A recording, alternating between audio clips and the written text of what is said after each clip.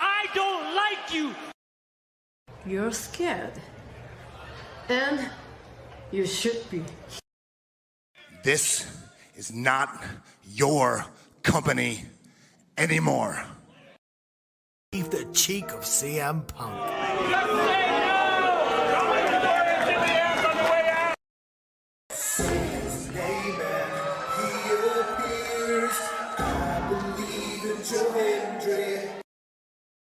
Out. Combo move. This is what they've been doing. Hey, McAfee. Everyone shut the up and sit down!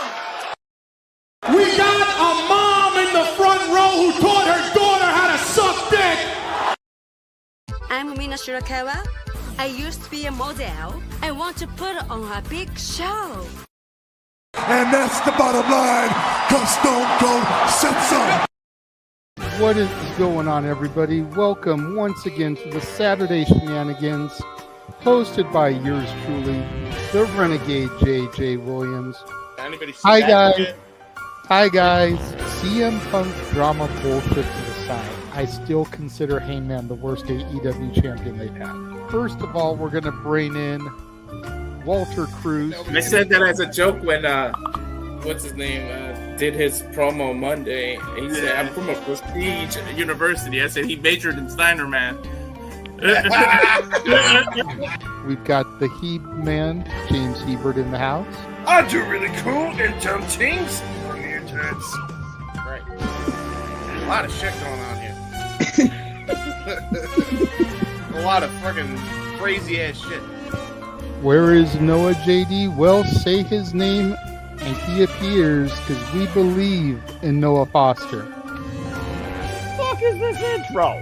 It is one of those things where as fans we do have these desires of what we want to see, but sometimes you can't always get what you want, and there are reasons you truly don't get what you want. I wouldn't even listen to this in Grand Theft Auto San Andreas. What the fuck is this shit? God, rapid whack. Like I said, never been a greater time to be a wrestling fan, and with more companies in a more lucrative spot, in a more comfortable business spot, in a sense of mind, it seems, than ever. Again, WWE is not the only one. It is not the end-all, be-all. So let's go back to the Renegade Wrestling JJ Williams to get the official word. JJ, speak! Make sure you tune in every week, because you never know who's going to drop in to join the shenanigans. Catboy is in the house. Hello, my internet family. I say if you want to make them as evil as possible, make them really mad. We have Mansfield joining the party now. What is going on, Josh? Like I told no one when we were in Cleveland, him joining Chase U was just an unfortunate side effect of my shenanigans towards you, JJ. I know how it can get better, Noah. The panel chooses you. Shut the fuck up, Josh. He said that so like. They got some of the intro back. Yeah, I was gonna say. Just think how you and I had lunch together the other week. That was different. Ladies and gentlemen, the King is here. Say his name and he appears. We believe in King A-Train. There are so many believers in Joe Hendry. The only person on this panel that doesn't believe in Joe Hendry is King A-Train.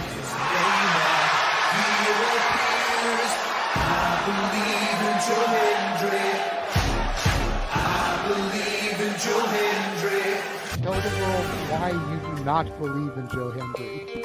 The reason I do not believe Joe Hendry is he is Fandango 2.0 in a entrance merchant. I rest my case, Your Honor. Hey! There's nothing wrong with being an entrance merchant. He has some of the best entrances of all time. Teleporting into the command center, all the way from Angel Grove High, Datilla. Oh, yeah. I went to the command center on Thursday. I went to Vasquez Rocks, which is where they filmed a lot of episodes. Somebody actually climbed to the very top of those rocks. I made it halfway. I was like, I'm not going up there. Definitely Toni Storm versus Mariah May. That's the one match I probably am looking forward to the most. I really like the story. I'm familiar with all about Eve, so if it plays out that way, I kind of know how this is gonna go. Say goodnight, Datilla. Good night. James, you did say his name, so he shall appear, ladies and gentlemen, the first time on the Shenanigans. Jeff Meacham is in the motherfucking house. All right, we're coming in hard with the botch. All right, fucking hell. It's good to be back. It's good to have an opportunity to talk to the crowd on a Saturday.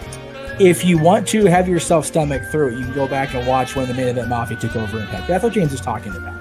So if everybody just joined us, we're talking about people sedating people, attempted murder, boys, and tips. Welcome to Saturday Shenanigans, everybody. Aren't you glad I'm back? Welcome back, Jeff. Cool. Good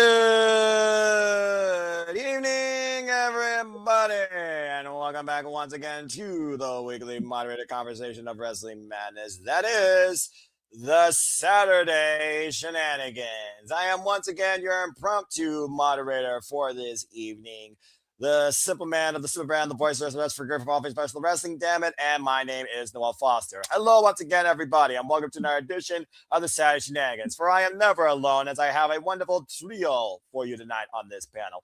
First and foremost, she's yours, she's mine, she's our Canadian friend, Ash. Hello, Hi. Ash, how are you? I'm good. I woke up from a nap and I'm still kind of feeling exhausted. I live exhausted, but somehow I keep going, and I do more here than I think I should do. But apparently, lead by example, take the workload when you can, and just go along with it. So it is what it is. But it's always good to see and hear from you.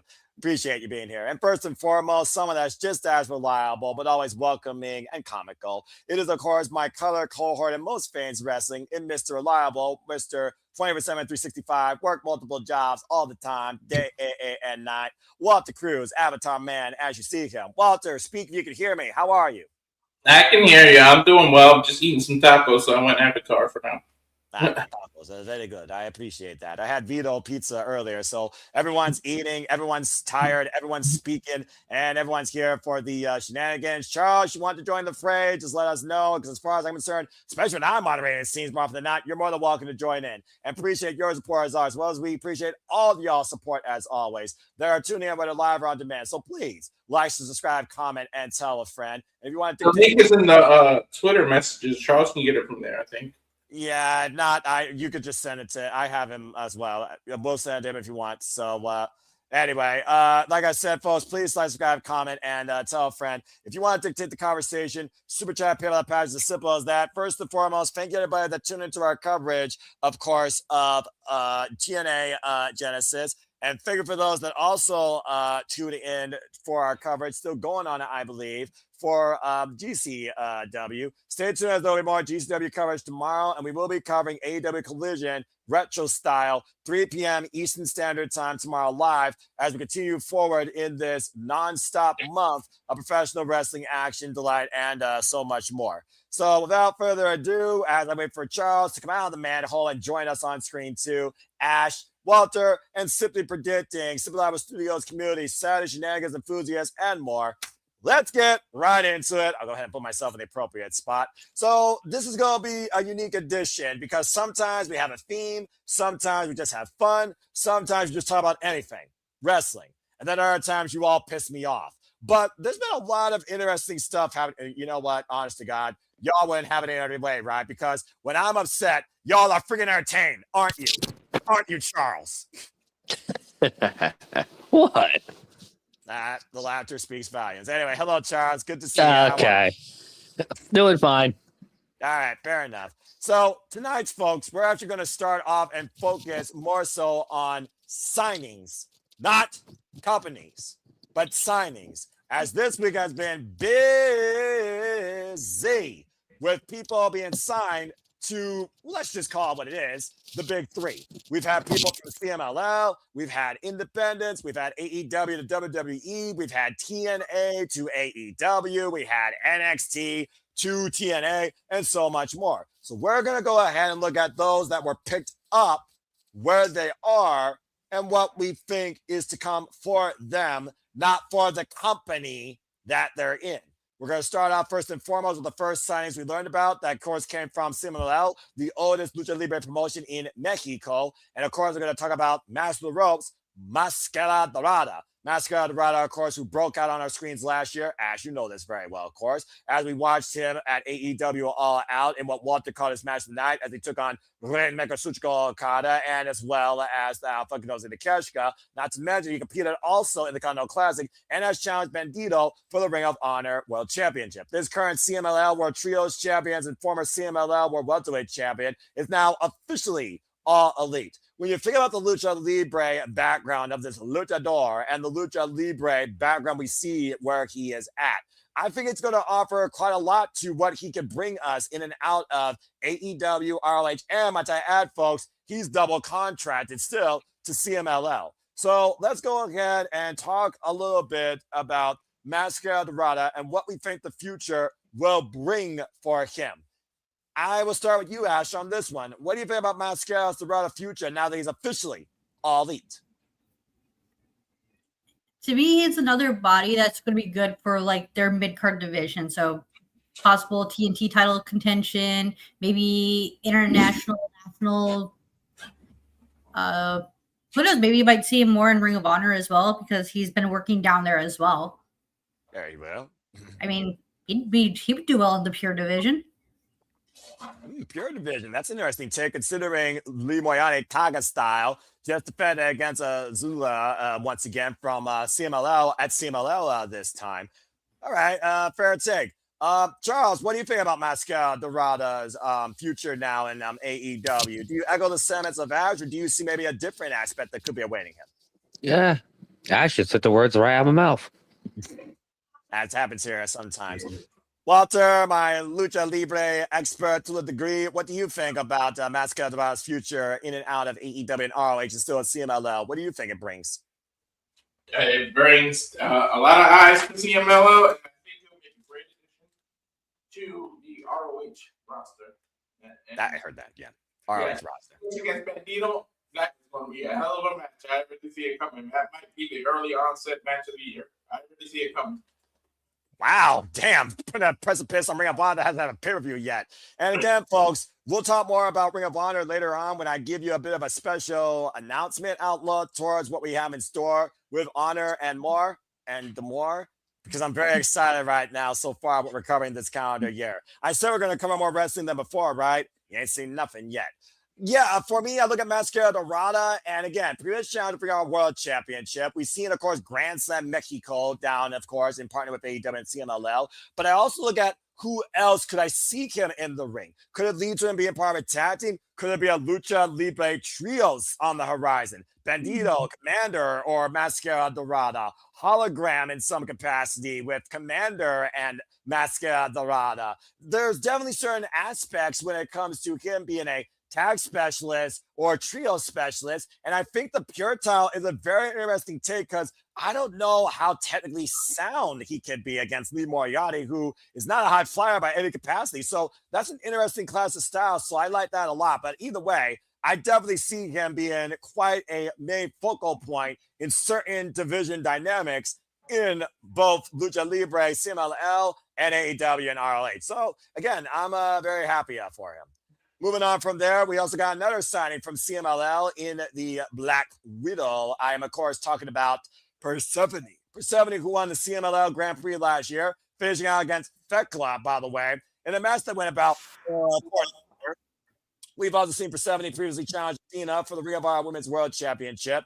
We saw her last year, January 5th, at Wrestle Dynasty in that International Women's Cup. Still a very young athlete, of course, in her CMLL challenger for the CMLL World Women's Championship against Mercedes Monet, and now she's officially All Elite.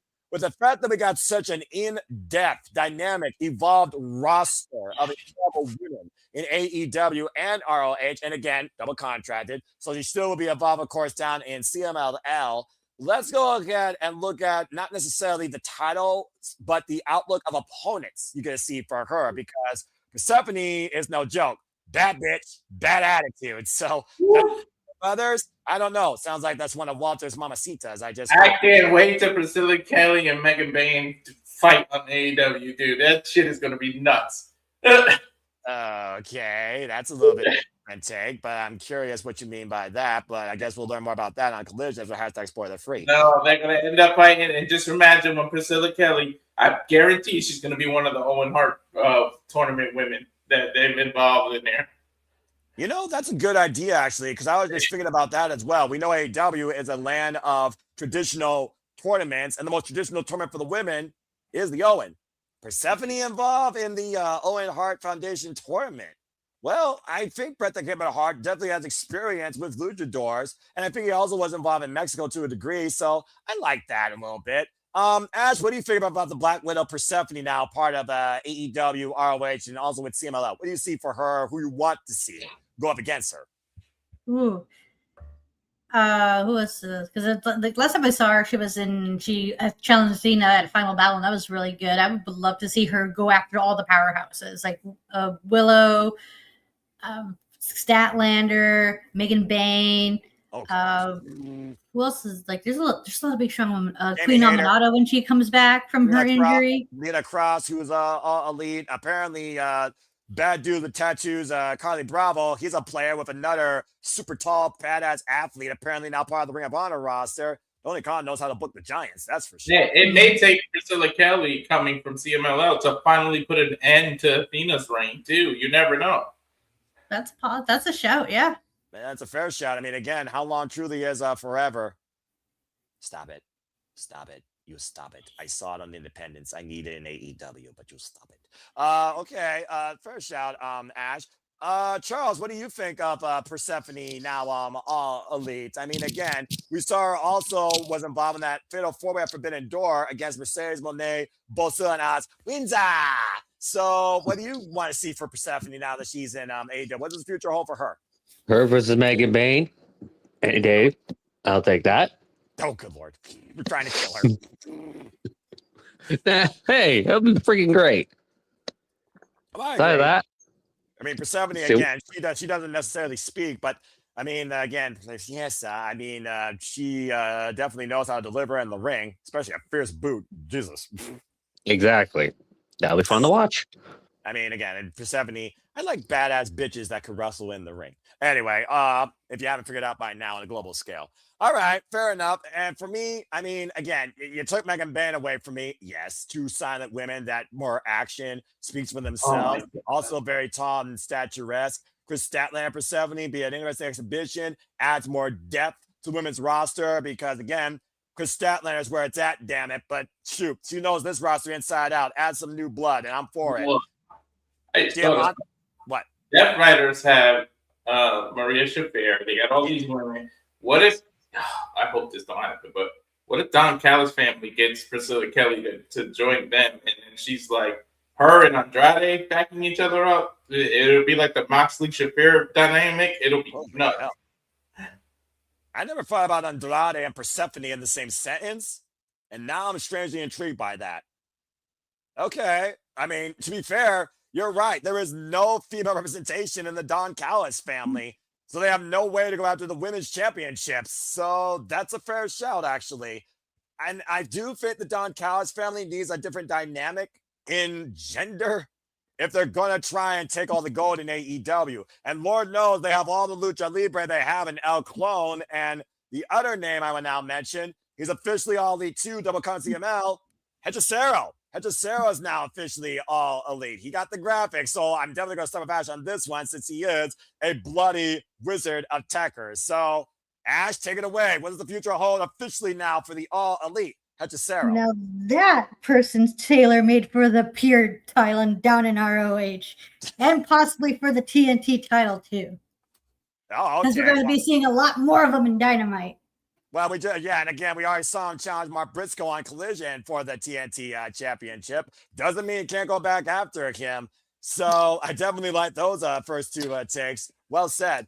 Charles, what do you think about Hechicero, who's been a heavy player in AEW and ROH, but now is officially all elite? So what do you think the future going to hold for him? More singles gold pursuits? Could become a tag team, possibly with El Clone, or does he and Alexander maybe go after gold once again? What do you think?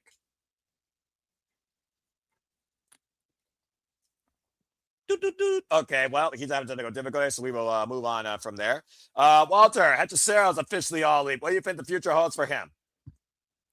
More bangers against Bandito, more bangers against anybody. It's sorcery at its finest. He cocked up some kind of spell and got signed. With all these lucha, AEW has enough belts already. I'm trying to get into Tony's head. Is he reaching out for like a cruiserweight division almost? Like he's signing all these luchadores. Is he creating a new title or something like that? There's something going on. You know, that's a fair shout when you think about, again, what you got an monopoly and maybe another monopoly. Both AEW and WWE are becoming a little bit overinflated on the point of you wonder which one's going to pop first. The one with the biggest wallet or the one with the biggest scope of professional wrestling when it comes to what professional wrestling is demonstrated to be in the ring. Just saying. Again, two different outlooks, two different worlds. But one family, shout out to Genesis, Tarzan, Phil Collins, of course, who stopped playing drums because, of course, these are all families of our love of professional wrestling. Yeah. If you're going to do it, instead of being cruiserweight and traditional like that, name it El Título de la Lucha. Like, have a Spanish title and have all these Mexican divisions going after it and increase your Latin presence. That way, when you go to Mexico and AEW does it, you have a cult, almost like a cult following. El Título de la Lucha, it's going to be hard for a lot of people to say that or the Latin Championship or something you're going to have to do. Don't go the traditional cruiser because that's just associated with it. To do something new and creative. Well, on that aspect, before I move on, Ash, what do you think about that idea? It'd be nice if it could work. Although you get the complaints about there's like oh, cool, AEW has like another title. That's what they need, more titles. But I see where you're going with that because that's a good way to like, how is it like for the partnership between CMLL and AEW? Because we've seen a lot recently in CMLL. A lot of AEW wrestlers have been integrated in CMLL, kind of like how a lot of the WWE stars have been integrated in AAA, and it could work. So that way you can get more crossover from both brands. Yeah. And so that way the AEW wrestlers aren't having to hold CMLL titles because there's like an AEW CMLL title everyone can go wrestle, like as like a joint partnership. Yeah, and then you do that, and you can do one of your Forbidden Doors in Mexico. Imagine that. Yeah. Ooh, that's a good shout. Actually, I like that a lot. Okay, I like this thinking here of a Forbidden Door in Mexico now. Because we've seen Grand Slam Mexico, so why not? And we've seen Forbidden Door outside America in Canada, We've seen it in London, so why not Mexico? I like that a lot. That's a fair shout. Okay, fair enough. Charles, if you're there, go ahead and speak if you want on Hechicero and what you think awaits him now that he's officially all elite. Everything that Walter said. You lazy. Everything that Walter keeps taking. Look, Ash and Walter keeps taking the words out of my mouth. What do you want me to do? Okay, fair enough. Well, at least you're honest. And hello, Matt. Good to see you. But there it is, folks. Just so again, you can see it, they are officially now double contracted to CMLL and All Elite Wrestling. Congratulations to Mascara Dorada, Persephone, and Hechicero. Okay. Don't have visa issues. What you saying, Walter? Just don't have visa issues now with this double contract because you want to borrow one for some other thing. That's a whole nother rant that will just grind my gears, and I'm not trying to do that tonight, but thank you for that take. Okay, well, moving on from CMLL, and who, of course, went from there to here, even though the double contracted, let's talk about a shift in Powerhouse. As it seems, Powerhouse Hobbs has officially, so it seems, have not seen a press release. Again, folks, please keep in mind, if they don't have official press releases, everything is officially rumor. Rumor is what you see and what you believe and what you report. As again, seen is believing. Courteously endorsed by the Super Reliable Studios and the Superman's brand. Thank you. That being said, Let's talk about Powerhouse Hobbs going to WWE. It does seem like officially right now he's a free agent, all right? At the time of recording. Again, folks, stay tuned for our retro watch along of AEW Collision. Again, we remain #Spoiler3. That'll be 3 p.m. Eastern Standard Time with me, Walter, and as he's available, of course. And anyone else that wants to join the fray, because I'm not going to lie, the maximum panel carnage that I had to deal with on Wednesday was actually a lot of fun, but you all did draw me up a wall. That being said, Powerhouse Hobbs, it does seem like WWE's trying to put a focus on, how do I put this eloquently? Black power. They also, of course, just did a tryout in Orlando, I believe, focusing on big, powerful, darker colored gentlemen. We, of course, saw the unstoppable ruler of NXT, Obafemi, and his run when he broke out, of course, as NXT North American champion and went on to become the virtually unstoppable NXT champion, winning for the second time, but vacating it Asuka style as we now wait to see what happens to him on the main roster and if it becomes immortal like Asuka. Sorry, Walter. That being said, do we see a similar journey in Powerhouse Hobbs? Will he evolve? Will he go straight into NXT? Or will they thrust him as an extra on the main roster, but being a big, powerful, meaty man, do we see a more effective booking as a singles competitor? What do we think? Walter, I'll start with you. Powerhouse Hobbs and WWE, what do you think? I honestly think he's going to be revealed as the new person that's part of the system. I think he's going to replace JDC. I think it's going to be TNA that he signs to. And that's a backdoor way into WWE later. I really think they're going to test the waters, see how he does, and then they can take him from TNA. I almost feel like the contracts aren't different. Once you sign to one, you could be on both. And then he could find his way to NXT and find his way to WWE. I really think that he's going to be that new system member. All right, fair tangent. As we again do wonder about, again, is TNA becoming a singularity or are they still the alternative? Again, stay tuned for a little bit of a recap of TNA Genesis, where right now it's 50-50, but it still was a pretty darn good pay-per-view. Would I say it was more 40? Peak 30. That being said, okay, and shout out to City by the Bay. Thank you again for tuning in. Between JDC and Eddie Edwards, the Knockouts World Championship and Zarya, between the main event and the triple threat exhibition, I'm kind of torn with all four, if I'm being perfectly honest with you. Again, you all can go watch along with our call tonight, but again, the show, it was interesting, and it did feel like to me what TNA represented in, well, their longevity of being the alternative, but also total nonstop action. Everything else, probably forgettable. So that's my take. Thank you again for tuning in. And apparently, spoiler alert for football fans, the Seahawks are going to the Super Bowl. So there you go. And yes, folks, stay tuned for me and Mikey. The only time I acknowledge sports as me and him cover Super Bowl 60. Have fun, no. I'm just going to be the guy that just yells flag when I have to, all right? I don't know an iota about football, but apparently I know enough to be a color analyst. What the hell am I becoming? That being said, that's not here nor there. It's professional wrestling. Thank you, by the way, City by the Bay. Ash, what do you think about that aspect that Walter put out that maybe he doesn't go to WWE, but he goes to, how do I put this politely? An affiliate of WWE, if we're going to call it that, TNA. What do you think? Yeah, that's a good show. Like, that way it gets Powerhouse Hobbs familiar with the WWE audience without having directly be part of WWE, and it also makes him skip through NXT because I don't think he needs NXT, because if he's not quite main roster ready, but he's still signed, because as much as people want to believe, yes, TNA, it's its own company. It's not owned by WWE. They're just in partnerships. Correct. As of right now. Yeah. It's really wishy-washy, whatnot, but yeah.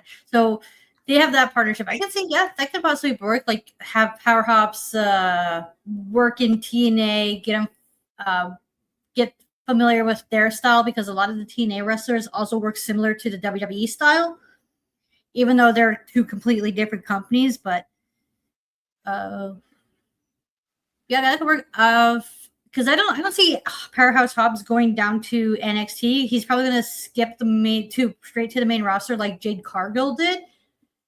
And I think I'm trying to figure out like I don't think if he is going to skip to the main roster, I think he's going to go head down to SmackDown because Raw is way too stacked right now. Yeah, true. And they don't know what to do with their talent there either. SmackDown actually seems to have some sort of flow. And to your point, SmackDown's 3 hours. They need the depth. Yeah, I know what I mean. Jacob Fatu and Powerhouse Hobbs. Oh, shit. Oh, my God. Gunther and Powerhouse Hobbs. Woo! Yeah, that's a fair shout. Cody and Powerhouse Hobbs. They can run that back. Ilya and Powerhouse Hobbs. Mm-hmm. And again, the man doesn't need to speak. He just got a wreck shop. Oh, wait. Powerhouse Hobbs with Heyman as a mouthpiece, he won't need to talk. Well, it would be a nice change up for the revision. Mm-hmm. Revision 3.0? Or is it 4.0? I lost count. Am I wrong? I'm just saying. Jeff Cobb versus Powerhouse Hobbs. Or sorry, JC Mateo. That's gonna slap. Meat. All the meat. Mm-hmm. Well, you know, WWE might actually have a meat division. Maybe. Possibly. Powerhouse Hobbs and Obafemi. Oh, that's a good shout. Powerhouse Hobbs going for the U.S. title. That could be pretty sweet if he does get called up right away. What happens when a fly hits a brick wall? Exactly. Fair enough. Charles, any further blank versus blank that you want to add? Do you think he goes straight to the main roster? Does he need to speak? Should he be a silent killer? Is he going to be rendered like a Big E for the most part before we see personality? Because remember, Big E was a big meaty man, didn't speak, he was an enforcer, and then we saw his personality and the rest is history. What do you think, Charles? One, I probably might be the only person that will say that I expect him in NXT because I'm going to be honest, the men's main event title scene kind of needs a lot of making more names right now. That's also a fair shout. Let's be honest here. Let's be honest here. Yeah. That's probably going to change, but you need a lot of big challengers. Powerhouse Hobbs in there. And also Blake Moreau's in NXT. Even Page. It's like, there have been exceptions, but like Jade and obviously Cody, and Penta and Ray Phoenix, but don't ain't afraid to send people down to coming over to AEW to NXT. Yeah, and also they're probably would want Powerhouse Hobbs to speak, so that's probably why they might exactly. So that's probably why I expect him in NXT. Help with the men's title, the world title scene, and get him probably won't expect to be on the main roster until like a year later. Yeah, we really want to make him a big deal. Leave one of the ladder match rosters spots open. Exactly. There you go. That's a good shout. Former Face of the Revolution. He'll be a surprise entrant, actually. That's a good shout. And also, he and Ricky Saints could be new history because Jasper Troy's nothing but a speed champion. Here, I thought he was going to wreck shop. Congratulations, LFG Season 1 winner. Anyway, that's a fair shout. I like that a lot. Anyway, Charles, are you done, brother? Yeah, I am. All right, well, fair enough. Well, I do think that we believe that either way, we are going to see a freaking, what's the word I'm looking for? I'm sorry, I'm a little bit tired because, again, we just got done calling a freaking semi-decent pay-per-view. I'll just call it what it is, semi-decent pay-per-view. But, yeah, I think Powerhouse Hobbs, big, meaty men. I know Vince was all about the big, meaty men more than anything else, but I do think that Paul Levesque and regime are trying to push a different aspect of power in WWE. And hopefully it's not for political reasons. You know what I mean? That being said, all the best to Powerhouse Hobbs. And if the Book of Hobbs will have a new chapter longer than the Book of Pain, maybe it'll be, encouraged by Mark Henry. Who knows? But speaking of power, when the man in the suit speaks, y'all know to shut up. When this woman speaks, the suit, I respect. I like the fact she told Santino, David Greca, and the other people to shut up and get to the wrestling because there's a new phase of authority in TNA. And her name is Daria Ray. Daria Ray is now the suit. Assistant authority figure, if you will, for the director of authority, Santino Marella, in TNA Wrestling, running the day-to-day operations. So what do we expect with this female powerhouse back in the near proverbial full-on hot seat? To put in perspective, folks, Daria Ray, she was once an analyst for the all-women's MMA promotion in Fit FC. She was once an assistant to the general manager of Monday Night Raw, of course, Adam Pearce at one time, former MMA combat athlete, former tag team partner to one Mandy Rose, known as Mandy Sachs. They also have their own donut shop. And we all remember her in WWE as Sonya Deville. Not looking to square up, but suit up and put TNA back on the map and restore some law and order. Damn it. And that being said, she's already ordered one official piece of business, signing somebody else we are going to talk about following her. That being said, let's talk about Daria Ray, in charge, mostly, of day-to-day operations of TNA. Walter, what do you think about this suit being back on the hot seat of authority? It was shocking, to say the least. Like, she didn't even cross my mind, especially she has like a podcast she's doing, and it seems to be very popular. Right? And she was the last thought on my mind, but you know what? She's been an authority figure before, and it suits her. And go figure, after Ariana Grace turned on Santino, that maybe a woman takes his job from him. Right now, she's going to be an assistant, but you think she'll want to stay an assistant for long? She's power hungry. You know how she is. Of course. I mean, your power goes to a person's head sometimes. There's not many people that are humble with their power, use it for good. Because when you have that power, you abuse it, but you also control it. Sometimes abusing power, though, is the only way you get ahead in life. Not that I'm saying I would do anything like that. Anyway, continue. That is true. I didn't say anything. But yeah, but no, it's nice. And then it was using her as a way to introduce the other one we'll talk about. So, like, it was a good way to do that because it already showed that she's worth the position because she already signed somebody. So, I like it. Yeah, as long as she doesn't go on her own power trip to make the champions 100% her control and her dictatorship, we don't need people of authority ruling wrestlers versus the wrestlers just being made what's official and dictating their storylines and their progress. I don't need to see another Eric Bischoff. That being said, or Karen Jarrett. Anyway, that being said, Ash, what do you think about Daria Ray as an authority figure in TNA, a badass bitch in charge? Mostly. It's nice seeing her, because she's been in this role before, and it, no pun intended, it suits her. She does really good as an authority figure.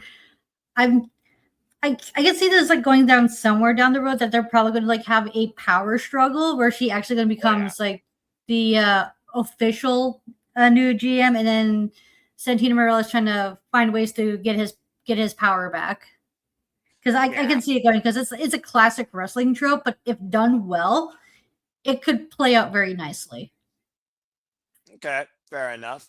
Yeah, for me, again, I'm all about people of authority that know how to command respect and power, and sometimes you need that authority figure. But then again, there's nothing more dangerous in this life than a freaking business woman. So that being said, and probably the most dynamic suit collection not named Steve Harvey. I'm actually very happy for her, and I look forward to this. You think about what Gail Kim did, leading the Knockouts division to the brightest flourish ever, might I add, a trailblazer, a standard. I definitely see her leaving her impact on the women's division, if nothing else, of TNA wrestling, and keeping it in-house. Also bringing forward what this company is about, action. Maybe we might lose some smiles and a family attitude, but hey, taking yourself more seriously might move you forward, actually, in a way in this business. I also could see her definitely having a bit more control and also encouraging Santino Marella to know when to act professional versus personal. One of the matches tonight, in my opinion, felt more like a personal punishment versus, hiring them because they're a champion out of respect, even if they're a freaking person from the damn Fed. But yeah, I'm very optimistic for Daria Ray. I definitely see her bringing in more talent. I can see her booking maybe something that brings up the TNA Knockouts World Championship. And we also might get some unique first ideas for her for match stipulations for the Knockouts division. Then again, she also might dictate a man's world too if we're not careful. I'm slowly affecting everybody because now freaking Ash just made a pun. Yes, I know. I would like it. You know what? Use her as an authority to say that like Santino and TNA has been too weak and she's tired of seeing NXT having the titles, and maybe have her place a ban on people crossing over for a little bit. Like, you can run that into a story or something. hey, you know what? If it means NXT stays away from TNA, I actually would be for that. So far, when Daria told Santino, Dave LaGreca, Tommy Dreamer, and Gia Miller to shut up and let's just get to the freaking wrestling match, I'm for it. That was one of my favorite things she's done. So, hey, this woman is about moving the business forward. Let's talk more wrestling. I'm game. But also, that being said, she did talk about immediately how Santino, brought smiles to everybody. But that shit stops now. Time to get serious. If your head's not in the right space, I have no problem making sure to put this place in line and make TNA must see, even though AMC fucking sucks. Anyway, hey, I like this bitch in charge. All right, Charles, what do you want to add to the conversation of Daria Ray? What do you see her doing with TNA? One, I like it. Gotta respect it. You will admit, I was not prepared to see her at all. Right. But I will say this point. But also, it's kind of funny how, she's in power. Yeah, no one's gonna bring up eventually. She also worked for the same company that NXT is invading from. Yes, I'm well aware. But also, there's also. I'm surprised someone hasn't brought that up yet. Well, I was also going to add this. Storyline or not, what happens when Daria Ray and Ava go face to face? Trying to keep this partnership mutual in good terms. We didn't get a draft this year. You could propose it's a band. You either stay on one brand or the other. Then she says, talk to Ava, we're going to do trades to freshen up the roster. And then they have to stay on that roster for a little bit. And it's all a story because the relationship is still there, but you could do a story like that. And then you'll see some people from NXT that aren't being used in NXT start getting used more in TNA. And people that aren't being used in TNA that want to become bigger names, you use them in NXT and you freshen up the women's division of both rosters doing something like that. You could apply this to the men's roster too. Well, you did talk about how NXT's got dual squat. What you were saying, Ash? I was about to say, that's a good idea. Like that could help both partnerships with the talent exchange. Like we'll have, so if you're not using this person, we'll have them appear on our roster for X amount of time in exchange for this person appearing on your screen for X amount of time. I wonder if she would actually push Tessa Blanchard to the TNA Knockouts World Championship. Oh God. I mean, possibly. I know what you're saying, Charles. I just want her because I want her to focus on the women because it's like she's going to stand for that. That's all I mean. Story. So instead of doing it with both men and women, I think she should just focus it on the women like that. Well, to be fair, she was also the one that added Nick DeMeo to be the referee for the main event. That's very true as well. So again, so she's afraid on one gender. Exactly. She's isn't afraid to involve in the men's side too. That's what I'm saying about the trade. People don't like her and cross her, and out of spite, she trades them. Like you could create a lot of like different stories like that. It would be very intriguing, right? Well, I mean, if nothing else, it definitely see what suit she wears, if nothing else, and what sort of business she handles. Might be the only thing that might leave me wanting highlights from TNA Wrestling on TNA Plus. Because this person right here, back in a position of authority to a degree, makes TNA a very, very interesting. And speaking of business and making things interesting, from Cora Jade and NXT, back once again from the grave, let's welcome back, officially now a signed knockout, Atlanta Black. Atlanta Black is back and officially signed to TNA Wrestling. A person, of course, I think one of the very first people to cross the line, if I remember correctly, who previously challenged for the TNA Knockouts World Championship against Masha Slamovich, got smashed. But of course, spoiler alerts for TNA Jazz will come later. We did see her confront the TNA Knockouts World Champion from the ramp, just making sure she's aware, from the entranceway. So it might be a sign of things to come as she looks to become the knockout. Hello, Andy Hartwell. You remember that pursuit? That being said, what do you think's next for Atlanta Black now that she's officially here to leave an impact as a TNA knockout? And considering Atlanta Black signed her, you know that Daria Ray, Daria Ray's going to be heavily, I think, focused on what's next for her. We know we're going to hear from her this week, and I'm sure she's got a lot to say. Charles, I'll start with you. What do you think about the fact that TNA has the former Cora Jade, Atlanta Black?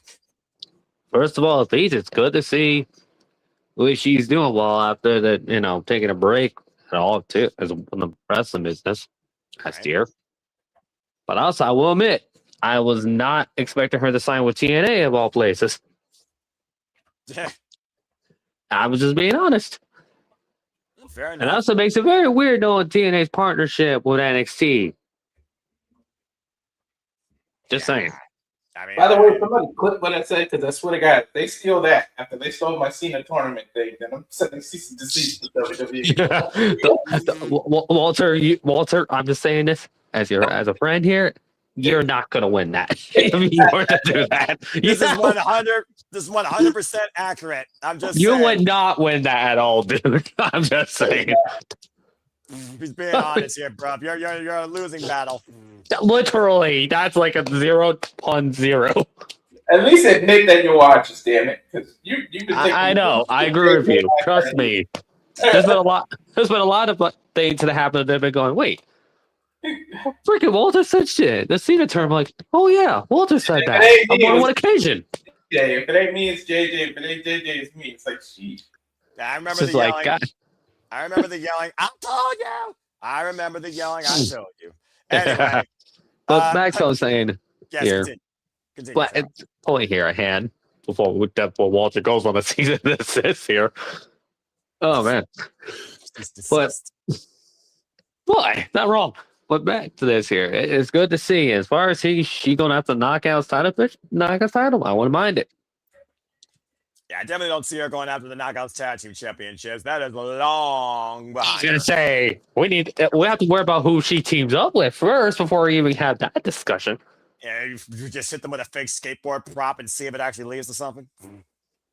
I think that's a long gone. Yeah, about to say, how well did that work for her? Just saying. She became a bully and got nothing from it. Nothing. That being said. Well, doesn't help that, injuries doesn't help either. True that. Let's just be honest here. Well, I personally hope that Atlanta Black is good mentally and physically for this new run in her career for the first time in TNA wrestling. That's all I gotta say about that. Has, what do you think about Atlanta Black, part of the Impact Knockouts roster, now officially a knockout? What sort of impact do you see ahead for her? It's nice seeing her back in wrestling because that's one of her passions, and her end goal has always been WWE. Like one of my friends, he's actually friends with her, so he's mentioned like how he's like really happy how she's there, and they used to play Grand Theft Auto together, and they would mention like how her main goal, her end game for her was WWE, nowhere else. That was her end goal, and maybe her run in TNA hopefully turns out a lot better than her run in NXT, and hopefully she remains healthy because much like Charles said, she got injured quite a bit, so. As long as she stays healthy and like both physically and mentally as well, and this run goes smoothly for her, she might make her way back in NXT. But for now, I look forward to what she does in TNA, and who knows, maybe she could become Knockouts champion if it all goes well for her. Because that's all you want out of the wrestlers. You just want them to do well in a new environment, and sometimes this. Even though it's not really a new environment for her, but maybe like backstage and the morale of the place. The morale was what almost killed her, by the way, as she spoke verbatim on Denise Salcedo's podcast, and she's not the only one. This is the definition of WWE is not the end-all, be-all, and your dream of that company can become a nightmare for you in your wrestling career. Continue, though. So hopefully this works out much better for her, and if it goes well for her, we might see her back in NXT. That is, if she wants to go back to NXT. And if not, if she stays in TNA, all power to her. Because there's a lot of good women who just stayed in TNA who did well for themselves. Like, for example, Angelina Love. She was there. I'm trying to think of other people who were in TNA and stayed in TNA and had a very successful career. Oh, ODB is one of them. Mickey James. Velvet Sky. Yeah. Tara, my fave. Tara, what let it be to go there? I was trying to thinking of more people who were just Straight up TNA TNA. exclusive who had like solid careers in TNA. Oh, okay, That's that's why I said Velvet Sky and Taylor Wilde. She's talking about the original class. Awesome Khan and Gail Kim defined the Knockouts division. Along Taylor with Tracy Wilde's Brooks. another person. What? Taylor Wilde. Yeah. Canada, eh? And of course, I remember her run-in with Daphne. God rest her soul. Well, that's a good show too. Yeah. Yeah, you know. I don't think Daphne was ever in WWE, and she had a lovely career in TNA as well. So she was a WCW only. Daphne was. That's right. Like I said, you don't need WWE to have a successful career in professional wrestling. Yeah, exactly. People like make fun of TNA all the time, but no, if you're a woman's wrestler and you don't want to work WWE, and TNA is a good place for you as well because there's like a lot of, and so maybe this might be the perfect fit for her because if she doesn't want to go back to WWE, TNA's women's division has been solid since 2007. So hopefully it just works out well for her. Yeah, and to Jay's point, yes, JJ, I understand that now. And yeah, but bottom line, Mickey, Tara, Gail, Winter, we're all better off in TNA than WWE. This woman is an example of them that went there first and is now here. Let's see what she becomes. Because as far as I'm concerned, Fed versus TNA, it's TNA all the way, even if the Fed right now is invading it. But again, like I said, tonight, Zarya, go figure. She was in TNA. It was the best she was showcased since being part of WWE. All I care about Elena Black is that she's okay mentally. That's what I care about. Exactly. At the end of the day, I'm always going to be dis-fed. And I'm going to be TNA faithful. That's just the simple man and the live professional wrestling fan I am. But I support the wrestlers versus the company in this business, industry, lifestyle, passion, period. Exactly. Like I always say on Twitter, be a fan of the wrestler, not the brand. Damn right. Although you could pray that brands get better. The Fed, questionable. TNA, debatable. AEW, hopeful. Go from there.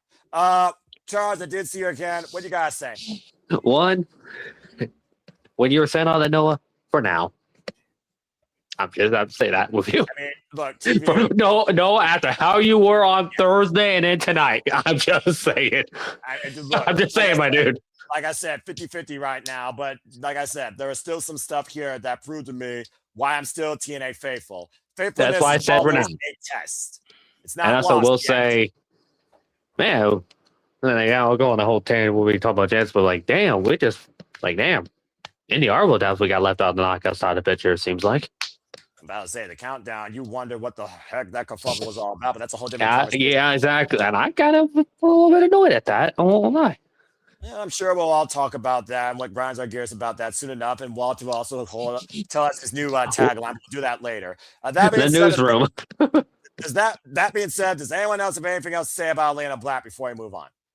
All the best to her. And pretty much enjoy the run. That's her because she, like you said, what happened in Genesis? She immediately looked like she's going after the knockouts title. So she got her eyes set. Oh, sure.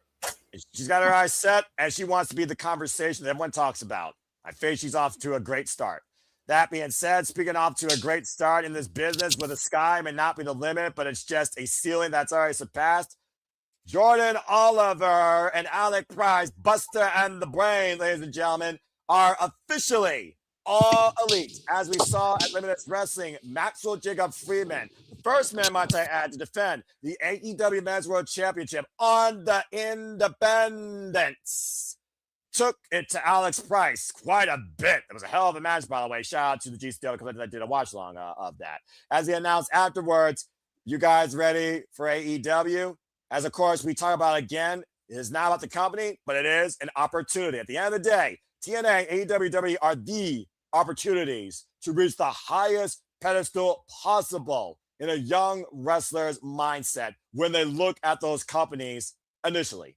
And now these two young men who have already seen Ring of Honor, who have defied the tag team division all across the independent scene, including GCW the last calendar year, the Buster and the Brain are now all elite. After already being in the ring with the likes of Lee Johnson, Blake Christian, The Swirl, of course, we talked about. The Death Riders were John Moxley. Seemed very interested based on what they did against Daryl Garcia and Wheeler Yuta. What do we think is next for the Buster and the Brain, Jordan Oliver and Alec Price, now that they are officially part of All Elite Wrestling? Do we see them, of course, still being involved here, of course, on the independents as well, where it seems AEW, like Megan Bain, like Billy Starks, heck, a lot of people, you're talking about CMLL, GCW, Pro Wrestling Eve, Stardom, they really do let their talent really go in and out and all about with their partners. And that's some crazy shit. So let's go ahead and talk about what we believe is next for Jordan Oliver and Alec Price, particularly in AEW. And Charles, I already hear you rubbing your hands, so your mind must be brewing up something to say. So go ahead and speak first. I'm busting on the brain. What do you think? Oh, I got a lot to say. One, I am damn happy for this freaking tag team. That's number damn one. I might be that we're alive potentially. I love it. Say, go for it. It's so damn awesome seeing these two work getting signed to AEW.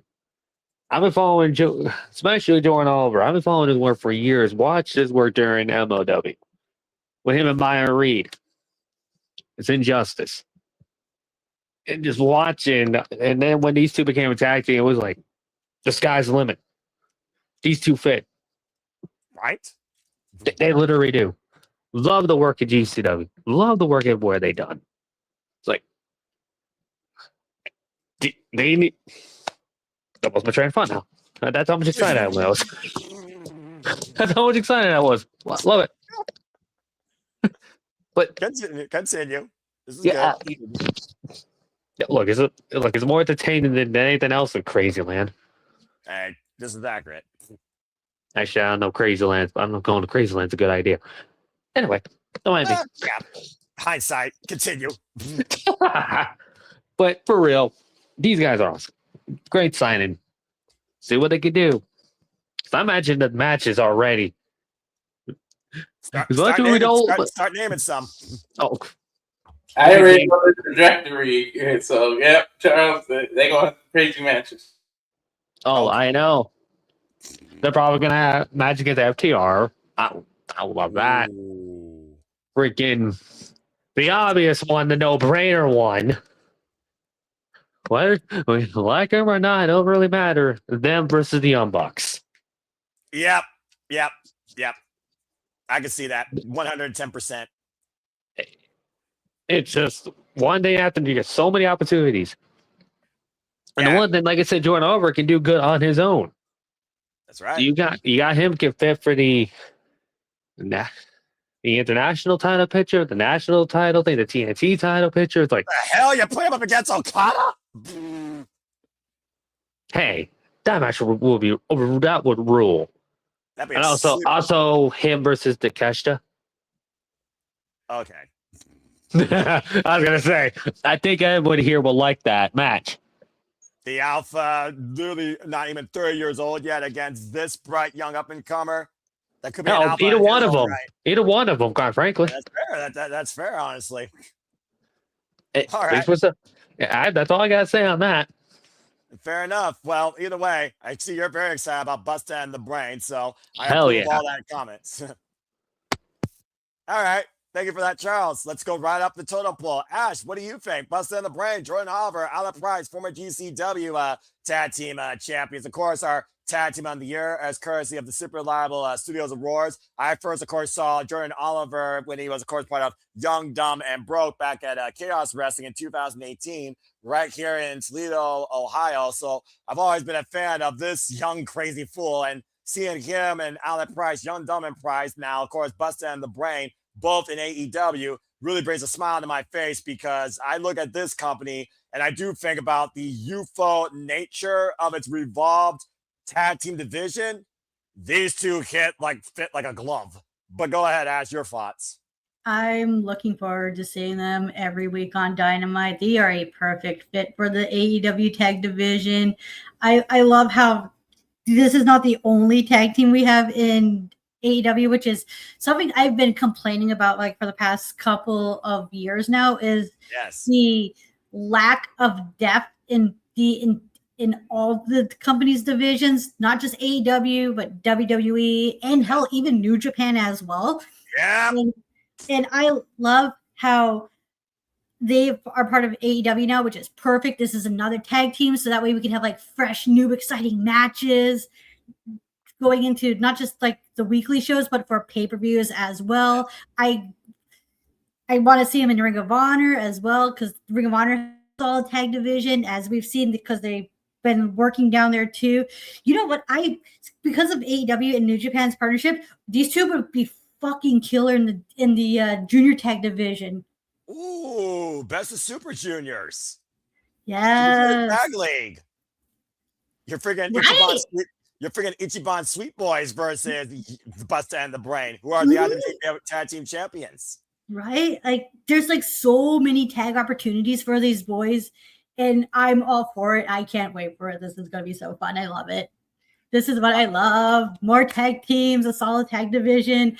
Like, it's about damn time AEW's tag division is revitalized, because AEW is the place for tag teams because they have a heavy tag team focus. And with like these two there, it's the opportunities are limitless. I like what you did there. Bask in that glory. I mean, Top Flight or Sky Flight. I mean, you got combinations in there. Infantry in Ring of Honor, MXN Collection, Outrunners, the Hurt Syndicate, Jake Doyle, and freaking Martin Davis. Power and agility. Power versus agility. There's a dynamic for you. FTR, like you said, the tag team champions, the Bang Bang Gang, the Guns. Once Colton Gunn is returned back. Any two of the conglomeration, right? Jay White and Robinson possibly as well, because those two work solid as a tag team. I mean, hey, they took FTR to the hour-long limit and one of the best matches concluded in history, by the way. 2 out of 3 falls that I still go back and watch to this day. And we're only talking about AEW and freaking ROH's tag teams. But yeah, as far as they go, they are going to do nothing but elevate tag team wrestling, especially across any company underneath the umbrella of AEW and partners. Walter, what are your thoughts about this? Then I saw your hand, Charles. We'll go to you because I know you still have more to say. And then we'll move on to the last one. Yeah, I echo everything everyone's saying, and I can't wait when Bobby recovers and these two have to face the Hurt Syndicate. That is going to be nuts. Like, because they're going to be the golden standards to test them, and they're going to look good. And I'm going to say it now. By this time next year, they would have won the AEW tag titles. I really feel like FTR is losing the titles to Colt and Christian, and then Christian and Colt will lose it to them. I don't know if they're going to call themselves Busta and the Brain in AEW. Hopefully they get to keep that name. And then Christian and Colt are going to like shake their hands and put them over or something. By December of next year, of this year, I should say, they're going to have that title. All right, fair enough. Either way, it sounds like we got tag gold on these two crazies before 2027, not by 2027, somewhere in and out of AEW. As of course, they already have tag team gold. For those that don't know, they're currently the GCW and X-Site tag team champions. Charles, I did see your hand. What you got to say real quick before we move on? Well, yeah. And also the YDMP, they can use that. So. True, original name. And also, yeah, pretty much. But also, like I said, I knew Joe and Oliver was that damn good. The one match I still personally like of his was in MLW. This man took on Jacob Fatu when Jacob Fatu was MLW World Heavyweight Champion. Holy shit. That tells the Shay a lot about this man. Bro, I can't wait. They're going to face Brodito. They're going to face all these teams that they're going to have to face. That's going to be all over the place. And one-on-one matches, shit, give me one of them against freaking Will Ospreay. Oh, God. One of them against Kyle Fletcher. All right. So we're excited. We're happy. But we got I think I got no out of the Will Ospreay match. I mean, it's AEW, and again, like Ash says, tag team wrestling is being revitalized here, and the trope where the best wrestle, you can say what you will, but at the end of the day, even Aaron says AEW, best in-ring match product. Hell, throw those two along with Ospreay, Ricochet in there. You get your New Japan game match, and get your New Japan game match. Jordan Oliver, freaking national champion. Let's do it. All four of them, the freaking 4-way match, tag match, or whatever. Just be insanity. About to say, I mean, you guys realize Busting the Brand is the same company as Megan Bain and Billy Starks, right? I'm just saying. Oh, I know. And speaking of being in the same company, these four men are always in the same company, but more particularly, smoke them if you got them. The Rascals are all elite. Look at this foursome. Desmond Xavier, Trey Miguel, Zachary Wentz, and Myron Reed are now part of All Elite Wrestling. Tag, trios, singles, endless dynamic here when it comes to this foursome.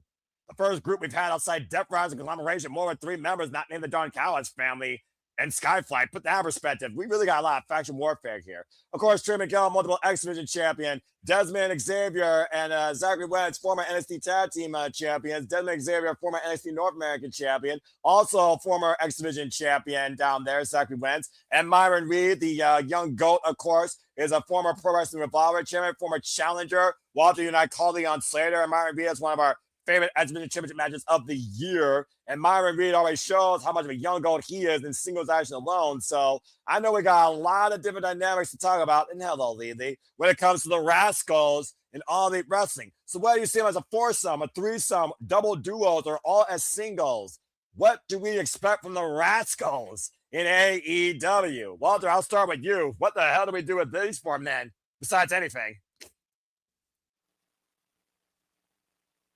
You're muted.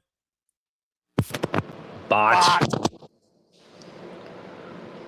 I don't know how they pulled this off because Desmond just returned. That means he must have signed maybe a 4-month contract or something crazy, because how did they pull this off? Unless they bought his contract out. Like, I don't know how. So never signed? I think the other 3, their contracts were running down, but Desmond literally returned in 2025. Correct. So how the hell did his contract already expire? But I'm excited. Like, faction warfare, Death Riders versus Rascals, Rascals versus the Brain, Busting the Brain. Any of these 2, you can team together against those 2. That's going to be a banger. Like, there's so much stuff there. AEW's on fire, dude. That Tony's pen is just, he's signing away. I'm glad he's doing this. And he's ramping up the division. And it's almost what Nick is saying. It's going to be some kind of weird brain split or something. I don't know, because he's signing a lot. There is something on the horizon that we are not foreseeing, and I'm here for it. So go ahead. Yeah, I think you're definitely on point here, because this year alone, goddamn, that being said, Ash, what do you think about the Rascals? Trey Miguel and Zachary Wentz, do they go in the tag division? Desmond Xavier, Zachary Wentz, former MSK, do they go in the tag team division? Myron Reed, does he go after maybe the Ring of Honor World Championship? You get him versus Bandito. What do you think is ahead for the Rascals in AEW? What do you want to see? Go for it. Copy what I said about busting the brain, paste it onto about the Rascals. Same thing. And plus, another team for the trios division as well. That's fair as well. Again, exactly. What I said about the tag division. It's even worse for the trios division, because what teams do they have in the trios division?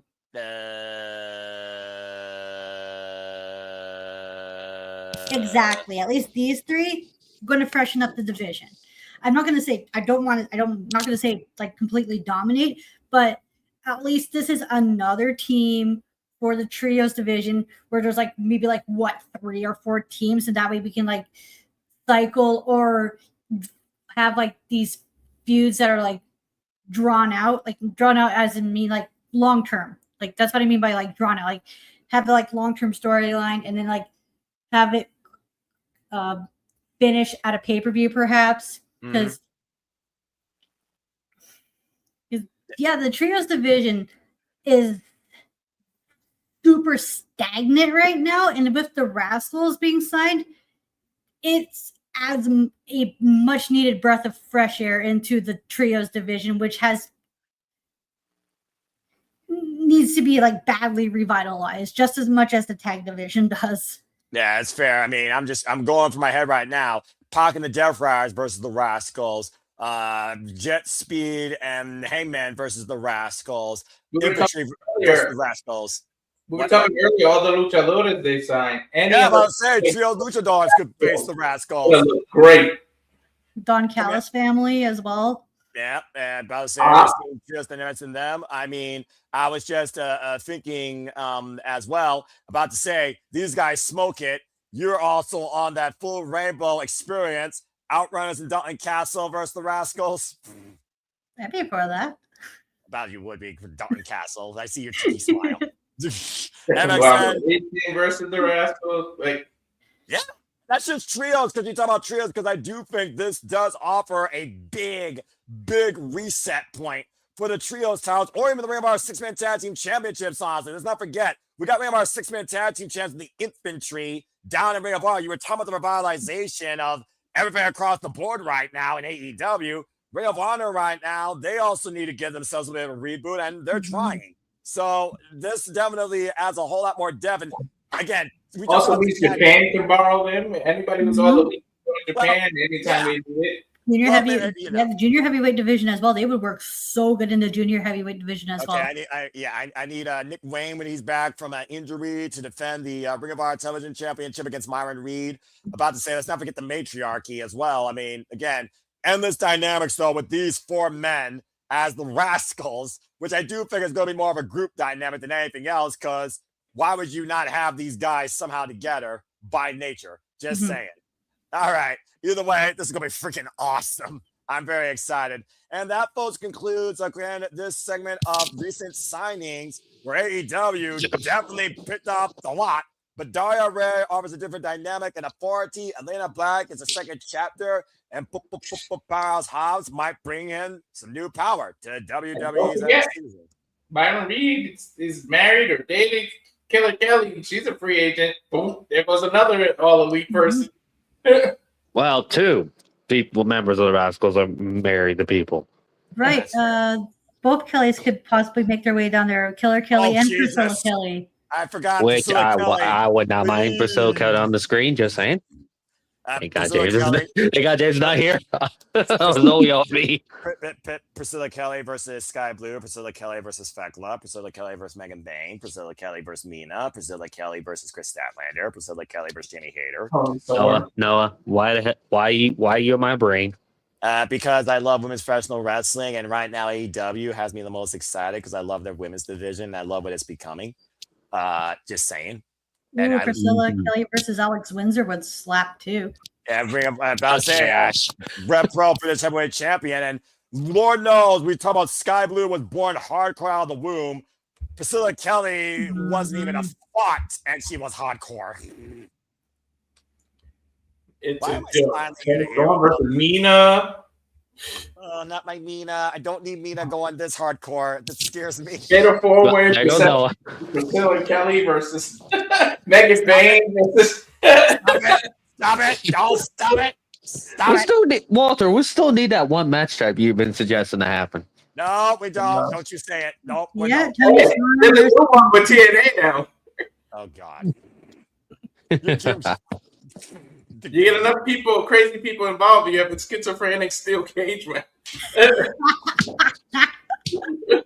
Schizophrenic steel cage. That would definitely be insane. About to say beyond insane, and apparently he's calling you out because he called you weak-minded. You're picking up that. Damn it, JJ. Invite me to that potluck with all that cake. Hey. Damn it, JJ. You know what? You also could throw in red velvet in there too. Oh yeah. That's you pathetic, weak-minded simpletons. All right.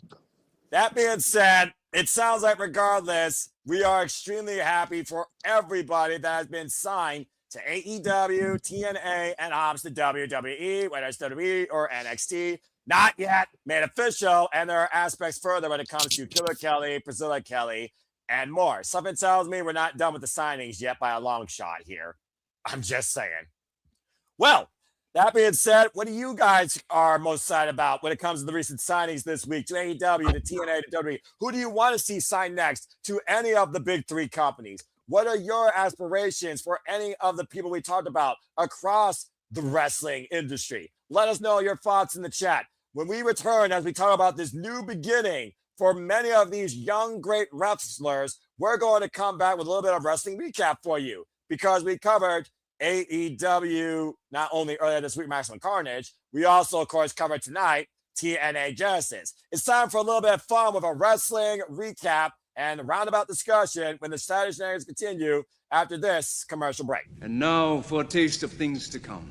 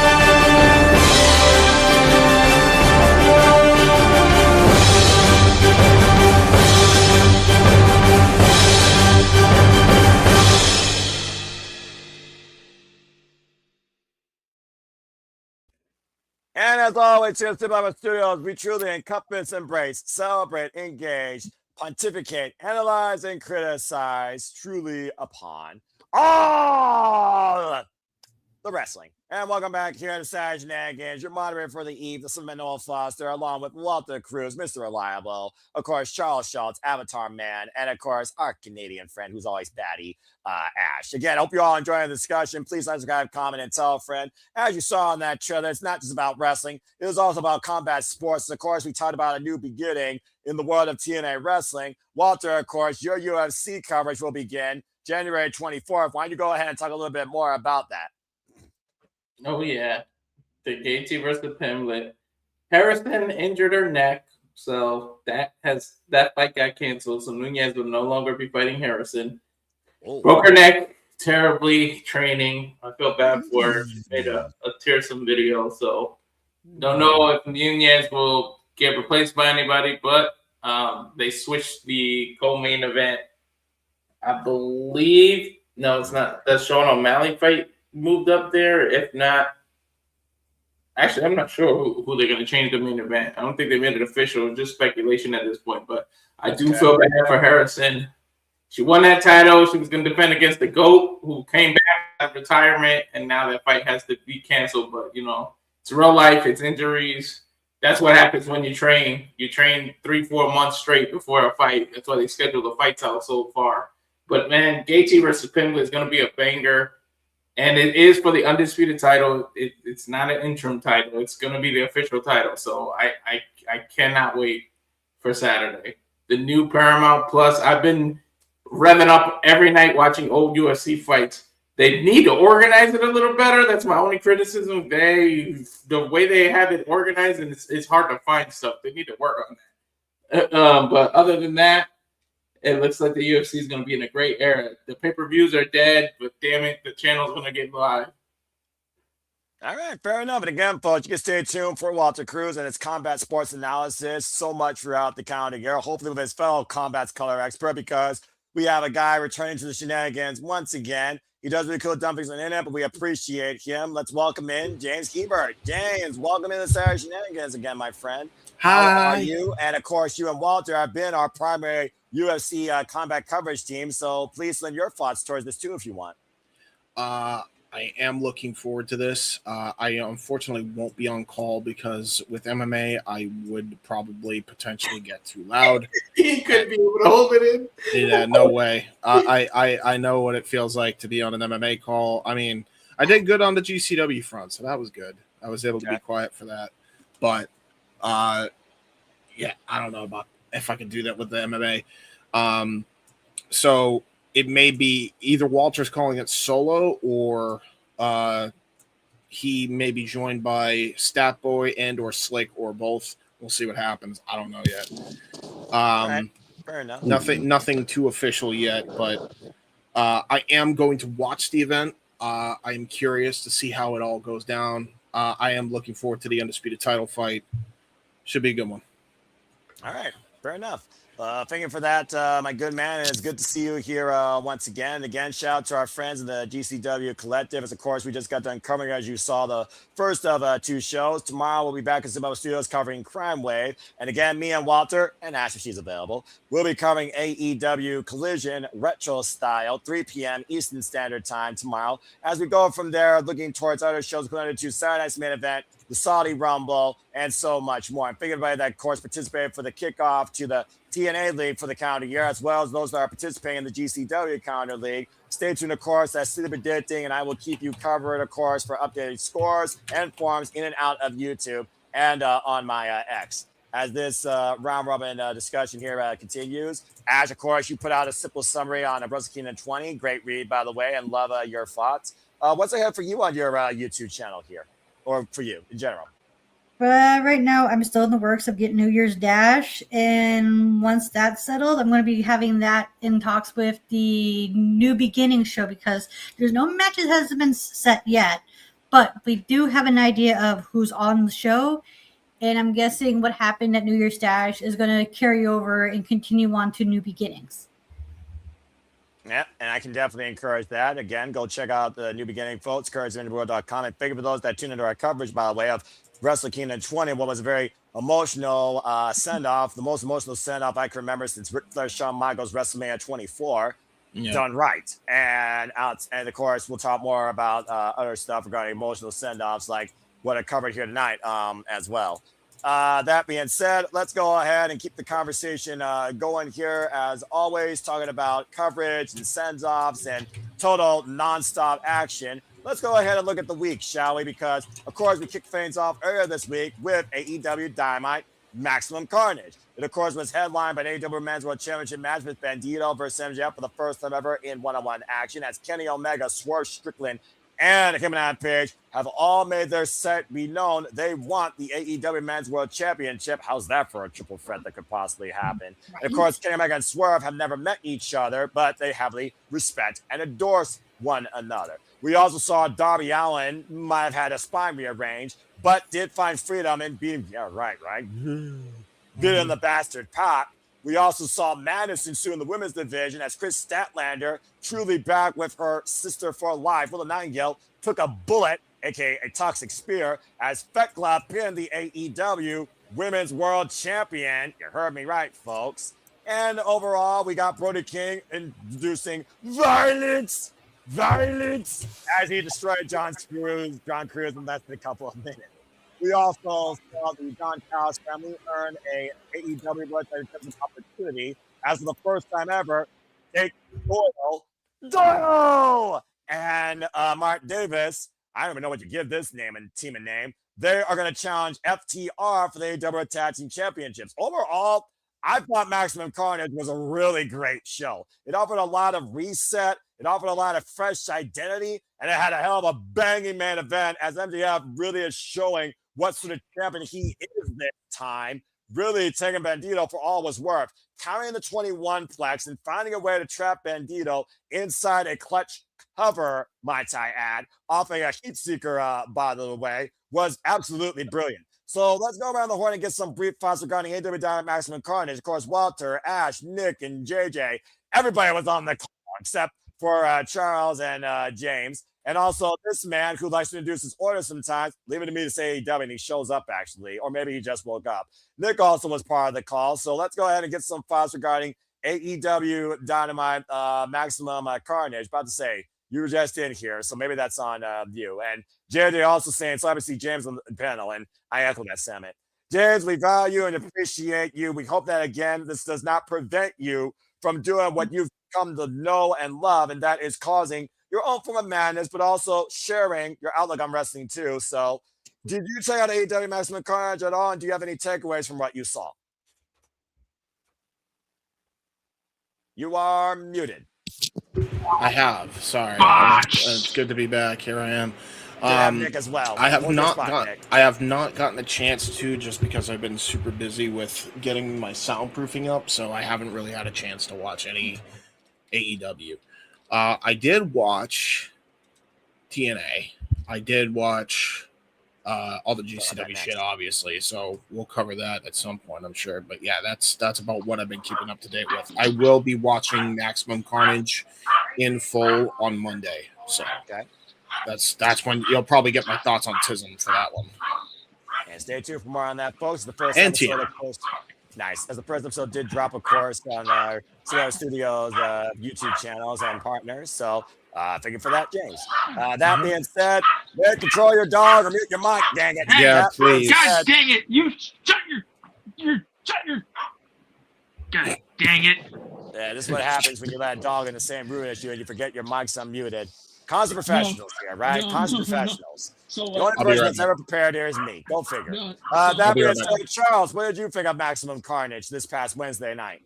First of all, professionalism on these shenanigans. You know damn well that never ends well. That never goes that way at all. The reason why I'm the guy that's the second in command all the time when JJ's not here. Noah, let's be damn fair. You even lost control at certain points when everything went off the rails. So don't be sure on that. Once in the blue moon, I can sometimes actually embrace the madness, and 95% of the time, I just tell you all to shut the fuck up. Now continue, Charles. Damn. Yeah, about to say, don't forget who you're talking to. Continue. Yeah, I know. But for real though, I enjoy Maximum Carnage. And every time I keep hearing that name, I keep thinking I'm playing a freaking Spider-Man game titled that. So gotta love it. Yeah, about to say, don't give whoever does the Spider-Man video games ideas. They've done enough Spider-Man video games, I think, for one universe, but that's a whole different conversation. Thank you. Yeah, that company. Yeah, I ain't complaining. Nah, I'm not either, but I'm just saying the only game that people are talking about right now is GTA 6 getting delayed again and Resident Evil Requiem. That being said, that's a whole different conversation another day. Stay tuned again with Simple Apple Gaming Levels Up. We'll talk more about that after this segment. That being said, Ash, hello. How was Maximum Carnage for you this past Wednesday night on Dynamite? What are your takeaways? It was fun. I love how they set up title feuds. It's really good because we got Tekla possibly in contention for Statlander's title. We got Sisters of Sin possibly going up against the Babes of Wrath. Right. We got a bunch of opponents set and lined up ready for MJF for like who knows when, as MJF keeps, as you know, because we need opponents for MJF if he's going to keep that belt warm for Will Ospreay whenever he's healthy. Like, let's be real here. What else did they do on the show? All blur. I'm trying to think, like, what else happened? And this was just this past one. For the tag titles, Darby Allin's spine rearranged, the most gruesome spot I've seen that man go through yet, but somehow survived in Pac. Yeah, that's another thing. What's going to be next for Darby Allin, because he's finally beaten everyone in the Death Rider, so he can move on from there. What's next for the guy? Who knows? And of course, Kenny Omega came out and spoke to Swerve Strickland and him and Adam Page, with all three men mutually, or at least two men, it seemed. Of course, going after the AEW Men's World Championship. And we saw, of course, Don Callis says that Daddy's going to make sure his kid does get anywhere near that. As of course, this Wednesday, we'll have Josh Alexander versus Kenny Omega for the first time ever. That's going to be a fun match. So yeah, they got like a lot of things set in motion for not just this month, but possibly like as we progress going into Revolution. That's in March, right? Yes, that's correct. AEW Revolution for the Staples Center. All right. Simple enough. As Nick gets his proper spot and audio in order. Walter, what did you think? And your takeaways from AEW Maximum Carnage this past Wednesday on Dynamite and everything that's set up for or is teasing for? It was awesome. I had more fun just calling it all, to be honest, with everybody. That was the craziest commentary panel I've ever had on a call. That was maximum carnage. What was it, 5 of us? Yes, it was. Why was there I mean, 5 of you? literally. Yeah, it was you, five-person me, Noah, Nick, and JJ. His name, and he appears. Yeah, by the way, one was questioning, the other one was punting, the other one was going batty. JJ was trying to book business logic philosophy, and then there's the only guy that actually was calling the damn professional wrestling. Yeah, at one point, nobody, you had to remind you, there's so much going on, right? Like, this shit was hilarious. But, yeah, I want to know what's Darby like. A 5, this is a problem when you have a 5-person booth. God Yeah, damn. James! Guys, what are we doing? They're driving me crazy. That's what they're doing. They drive you crazy. Wednesday was fun. Us 5 were just jamming. Yeah, you all might as well be in the audience there live. While I'm the only one at the commentary table. Daggum. It was fun, though. I'm not going to lie. Getting to mesh with all your different dynamics of analyzation, business philosophy, and analysis inquiry, that was a unique challenge for me that somehow I overcame. And at the end of the day, I still had fun calling All Elite Wrestling. So that's all that matters. I mean, Darby barely got in the offense. I don't even know how that match was a match. Like, they fought all through the crowd. Like, usually people start out with Darby that way. He jumped on Pac like before the bell even rang. And then that kind of like that ramp area, like he almost looked like he broke Pac in half. Then he went after the ankle. That match was nuts. Well, Can y'all still hear me? Yes, we can. Okay, What do y'all expect from Darby Allin and Pac 3? Jesus. Yeah. It was crazy. That stair spot, the front of the stairs against the man's spines, legs, that's just messed up, bro. Then Bandito, MJF, and MJF admitting to Bandito that he could be a champion one day, but not as long as he's alive, and then he beat the shit out of him some more. Nice comeback. Yeah, so, I mean, it was awesome. It's AEW. They really are on fire. 2026 really seems to be the year for AEW to step up. Well said. That's quite fair. I would add to that comment. I don't think Bandito's going to be AEW champion until he drops the ROH title because he's still ROH champion. Yeah, I do agree with that. Were you saying that? No, okay. So I have actually a lot to say. Go for it, bro. Okay, so Maximum Carnage, like Wednesday's Night Dynamite or Wednesday's Maximum Carnage. I thought it was a good show. I thought it was a good showing. I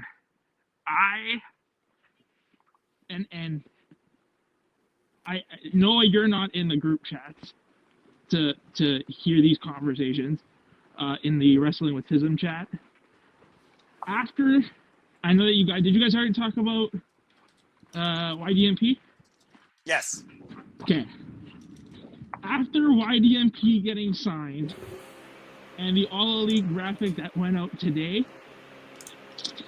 it's either this motherfucker has a brand split or is gonna do a brand split, or he's got a new TV show. He is signing everybody under the sun. Yeah.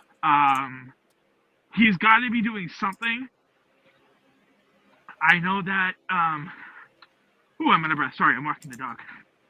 I know that he, on his Twitter live stream today, he made a comment saying that in 2026, AEW is growing again, not only internationally but domestically as well. Guys, I don't know how long it's been. I think I've been the only one a proponent of this. If he's going to keep signing people and dual contracts, either he needs a third show or do something with Ring of Honor, or we need a brand split. And I don't want to hear people say that it can't be done, because it can be done. Yeah, the addition of the Rascals, that was nice. I do have a question, though. We did see the are we talking about Collision tonight or no? No, because we're covering at literally 3 p.m. Eastern Standard Time, retro watch along, and okay. It's Collision. We already know it's like pre-tape, but of course, here at Summit Studios, we remain the integrity of hashtag Spoiler Free. Yeah. Okay. Yep. So, okay, then forget what I said. You guys will cover it when you guys watch Collision. But yeah, I thought it was a good show. There's The a amount of lot of- talent. They are talent getting that a this guy lot of time. Yeah. And wait, that's only from what we've seen so far, and it's still so early in the year. To your point, James. Yep. It's YDNP, Hechicero, Queen Aminata. Well, Queen Aminata Aminata? wasn't signed. Why is Queen Aminata there? She Resigned. got her. Resigned. She got her. Resigned. Got it. I think it was just no. I Okay, think it was got just. I think it was just injury time added on. Correct. But still, like. Okay. Yeah. Let's go back to that graphic. By the way, I was actually reading them off, but yeah. We got YDMP, Hechicero, Queen Aminata, Persephone, the Rascals, all 4 of them.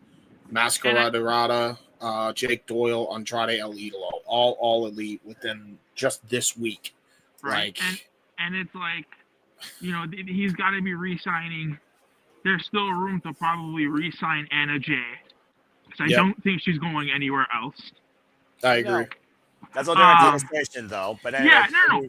But my point is, like, there's something cooking. You're not signing all of this talent for no reason. Something's not brewing. Yeah. Yeah, they lost Powerhouse Hobbs. You're gonna lose guys. Ryan says it, a lot. It's a contract year. But yeah, something's cooking. Something's cooking in AEW. And I wonder what it is. I guess you're going to have to wait and see until that dish is fully prepared. But in the meantime, you enjoyed Wednesday, though, and you seem very optimistic on the future. Yeah, like the things that came out of it made. I mean, it was a theme show, so like I enjoyed it for what it was. I kind of want to wait until. I think my benchmark of how I'm going to see things is the first Dynamite where there's not a special, and we're closer to a pay-per-view. Right? Yeah. Let's see how they build up the pay-per-view. But overall, it was an alright show. Even tonight was an okay show. Sorry, you even forgot Zeta Steel. Zeta Steel got her All Elite graphic today, too. Oh, good for her. All right, then. Congratulations to the real deal, Zeta Steel, then. All right, well, thank you for that, Nick. And now try and get your breath. Okay, well, yeah, that being said, again, you all know Dynamite is always my Wednesday night delight. I've followed this company before the letters AEW existed, and more so it's the talent there that I've followed that have made it to this stage to further test themselves and enhance themselves. And seeing the likes of Sky Blue, Chris Statlander, Mina Fekla as I hold New Japan, and of course, Stardom to a standard. Kazuchika Okada, Konosuke Takeshita, Kyle Fletcher, Mega Bane, Sky Blue were the breakouts of last year, in my opinion. MJF, again, the young champion before freaking 30 years old, being the benchmark right now for AEW is a huge coup in revitalizing the company and bringing back value to the AEW Men's World Championship. The likeliness of Kenny Omega and the Young Bucks being done possibly here pretty soon, if not this calendar year, as the elite as we know it. Because again, Kenny Omega's for one last run, and looking at the star power of Swerve, recognition of Hangman, the respect towards Kenny Omega. I mean, again, there's a lot cooking right now in AEW outside all this new talent addition. As you're talking about the violation of the tag team division as well. And Lord knows this women's division has been the talk of us the last calendar year when it comes to the characters. Well, they actually have characters. Are you all blind yet, or do you actually see them now? These stories that we've seen, the dynamics we've created, the different outlook on the women's division that is not surrounded by Mercedes and Timeless Tony Storm, the only ones on top at the forefront every time you see them. It's a very refreshing outlook. So I'm definitely looking forward. And to Nick's point, we don't got to pay until March, but we do know Grand Slam happens down under in Australia next month. So as far as special goes, that's got to be the next special at this point. Because believe it or not, folks, we have covered AEW Dynamite for the last 8 weeks in a row since Thanksgiving Eve Dynamite. Put that in perspective, folks. Because we covered the Continental Classic, we covered Holiday Bash, we covered AEW Dynamite 34th Street, we covered New Year's Smash, and did not mean for all those to rhyme. We covered, of course, Maximum Carnage, and we covered the following show previously last week because of the Lights Out match stipulation, first time ever in Dynamite history for a tag team. So it's been crazy how much AEW we've covered on a straight weekly basis. This coming Wednesday, to Nick's point, is a standard episode. But we know we already got one first summer matchup in Josh Alexander versus Kenny Omega, and who knows what else will be brewing as we head down under towards Australia. But either way, AEW has really tried to turn around the outlook of their roster and their product, where we got the comfortableness of the TV and you got the bigger feel for the pay-per-views. And in my opinion, that's kind of what I want to see out of wrestling. The big feel on the pay-per-view stage. Not the same stagnant content, sometimes underwhelming, constant presentation year-round, no matter what show it is. And I think it's those different dynamics, by the way, that makes AEW more engaging for me. Because I don't think each week feels the same, which is actually refreshing to see, by the way, in my opinion. I agree. But that being said, why don't we move on from Wednesday Night Dynamite to the impact that was left, lighter than a divot on a golf course, for AMC TNA. As of course, it is a new era in TNA Wrestling. TNA Wrestling now is a new home, the American Movie Company channel. A channel that has never known one iota of sports in their life, not even the movie Dodgeball and Underdog Story. That being said, it was the premiere episode of TNA and AMC, and we had 3 matches and 95% commercial breaks. We also, of course, had Daria Ray come in as a 40 figure. Elena Black is now officially signed as a knockout.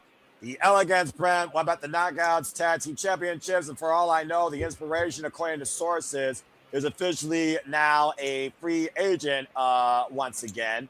And we also kicked things off in an underwhelming 6-man tag. It was video package on the history of TNA Wrestling. You had a contract signing on Santino Morales' back, and you had a main event that was supposed to be 20 minutes long, but was 15 minutes commercial breaks. And the aftermath wasn't even captured on television, as Mike Santana did regain the TNA World Championship. So that being said, let's go ahead and get your thoughts on. Let's go ahead and James. I didn't even hit that. I don't know who hit that. I genuinely was typing in the private chat, so that definitely wasn't me. Mm-hmm. He's dead ass. Already. The power's back in his hands. No, I'm telling you, I'm literally typing in the private chat right now. Okay, that was you clicking. All right, fair enough. Yeah. So let's go ahead and get some thoughts on the AMC premiere of TNA Wrestling. Shall we? Before we get there, I will acknowledge the Renegade of Wrestling, JJ Williams, who did post a rather optimistic but also rather humble tweet to provide a different aspect. I say we save that for last because I think a lot of us are going to be mostly negative towards this. I have a feeling. Look, I'm just going to say this because I'm the first person that's going to get this off their chest. Rematches in 2 hours to make a big impact on television is not the way you go with a professional wrestling product, even on an unrecognized source. Top, Destination America, and Access were better premieres than this shit. Yeah. And I'm going to leave it at that. Let's go around the horn and see what the rest of the panel thinks. Hello, Ash. Why don't you go ahead and kick things off? Ladies first, then you, James, then you, Charles. Okay, fair. Okay. So, I know this word gets thrown out a lot. For me, this episode was mid. Yep. Right. There was further stuff I liked on the show. Absolutely. I liked how they opened up with AJ, cutting the promo. That was good. Get a familiar face, people are recognized, get the crowd going. I also liked his interactions he had with Kazarian and Santana to help set up the main event. That was really good. I was okay with the opening match. It was a little bit too short for my liking, but at the same time, given the Hardys' health conditions right now, they can't go as long as they used to, but it was like a nice, good way to cap off the show. Or kick off the show, I mean. Yeah, you know what I mean. What else is there? I'm just gonna start off with what I liked about the show. Please do. Let's see what else is there.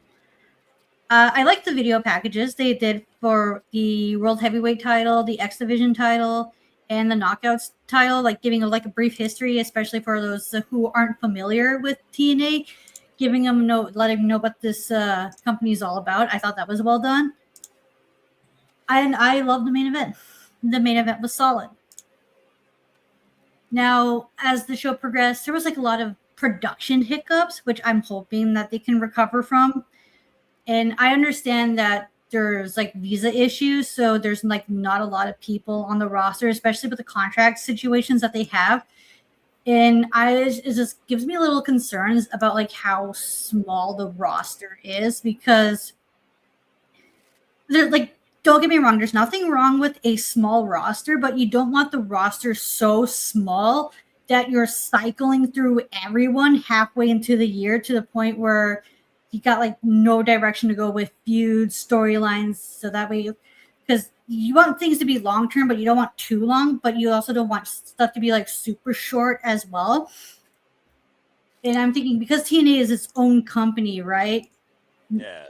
Still, even though they're partners with WWE, that they might have to start scouting the indies and allowing other people to work indie dates as well.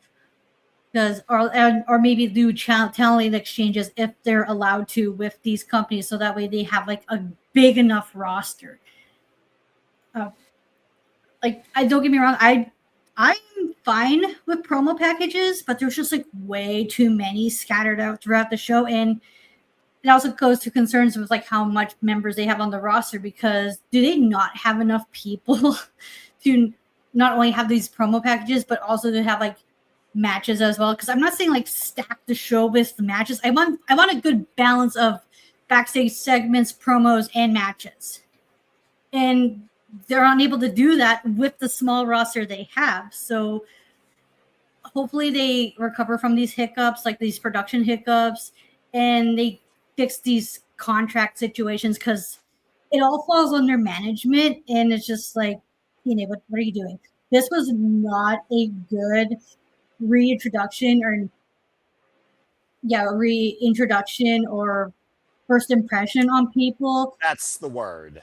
Yeah, and I'm just hoping that as the show progresses, that they continue to improve and show growth, because I want nothing but the best for TNA, because TNA's existence is more opportunities for the wrestlers, because that's what we all want for wrestlers, because not everyone wants to work in WWE or AEW, and TNA provides that other option for them, just on the off chance they don't want to work there. And the more options, the better. And that's all I want for TNA, is for them to learn from their mistakes, continue to grow, and I hope they get their shit together by June, if it's just more than enough time, because if we are still having these issues come June, then what the fuck are we doing? Waiting for WWE to buy them out before they went bankrupt when Immortal almost ran them into the ground. But that being said, thank you very much, Ash. Oh, yeah, and that was another thing, too. Remember that era? Yeah, compare it now to that after 6 months and tell me which one was worse. But so far, first impression, you fucking sucked, and you reduced yourself to highlight mode to me, just like WWE has. So get your shit together, TNA. Remind me why you were the alternative, and if you still are, versus becoming a WWE similarity. James, you're next. Go ahead. First of all, am I coming in okay? Yes, you are, sir. All right, good. Yeah, man.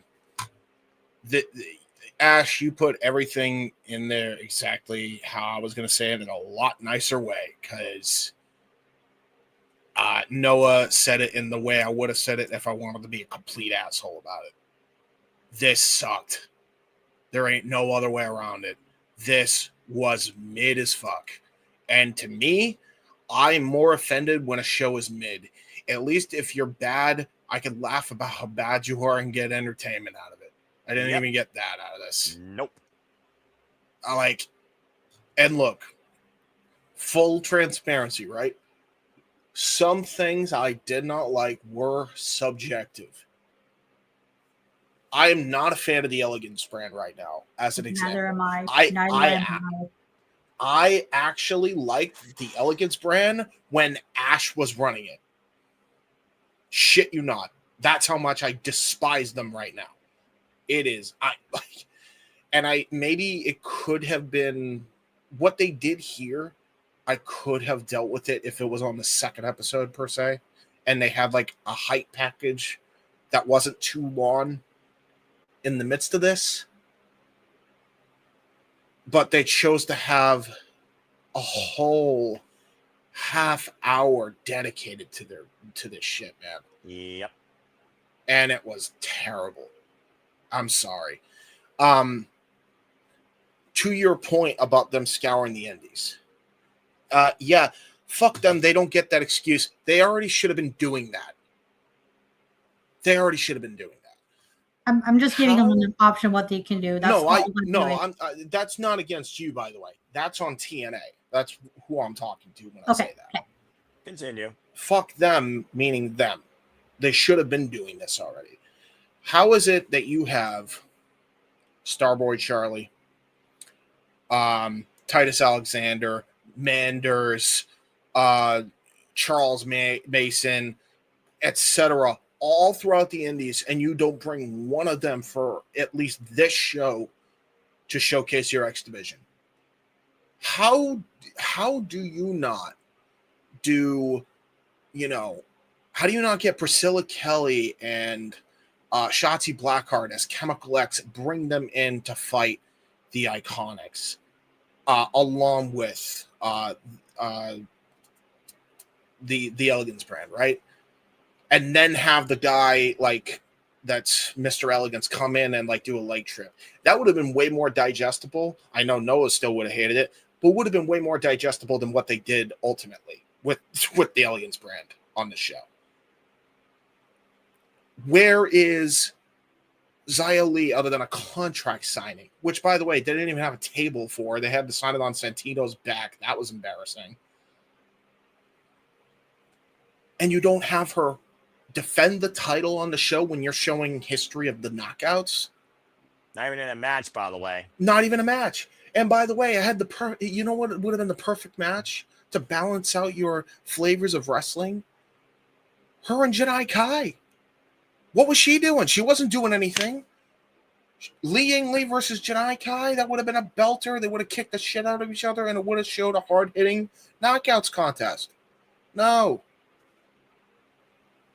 we have to do a shitty-ass contract signing.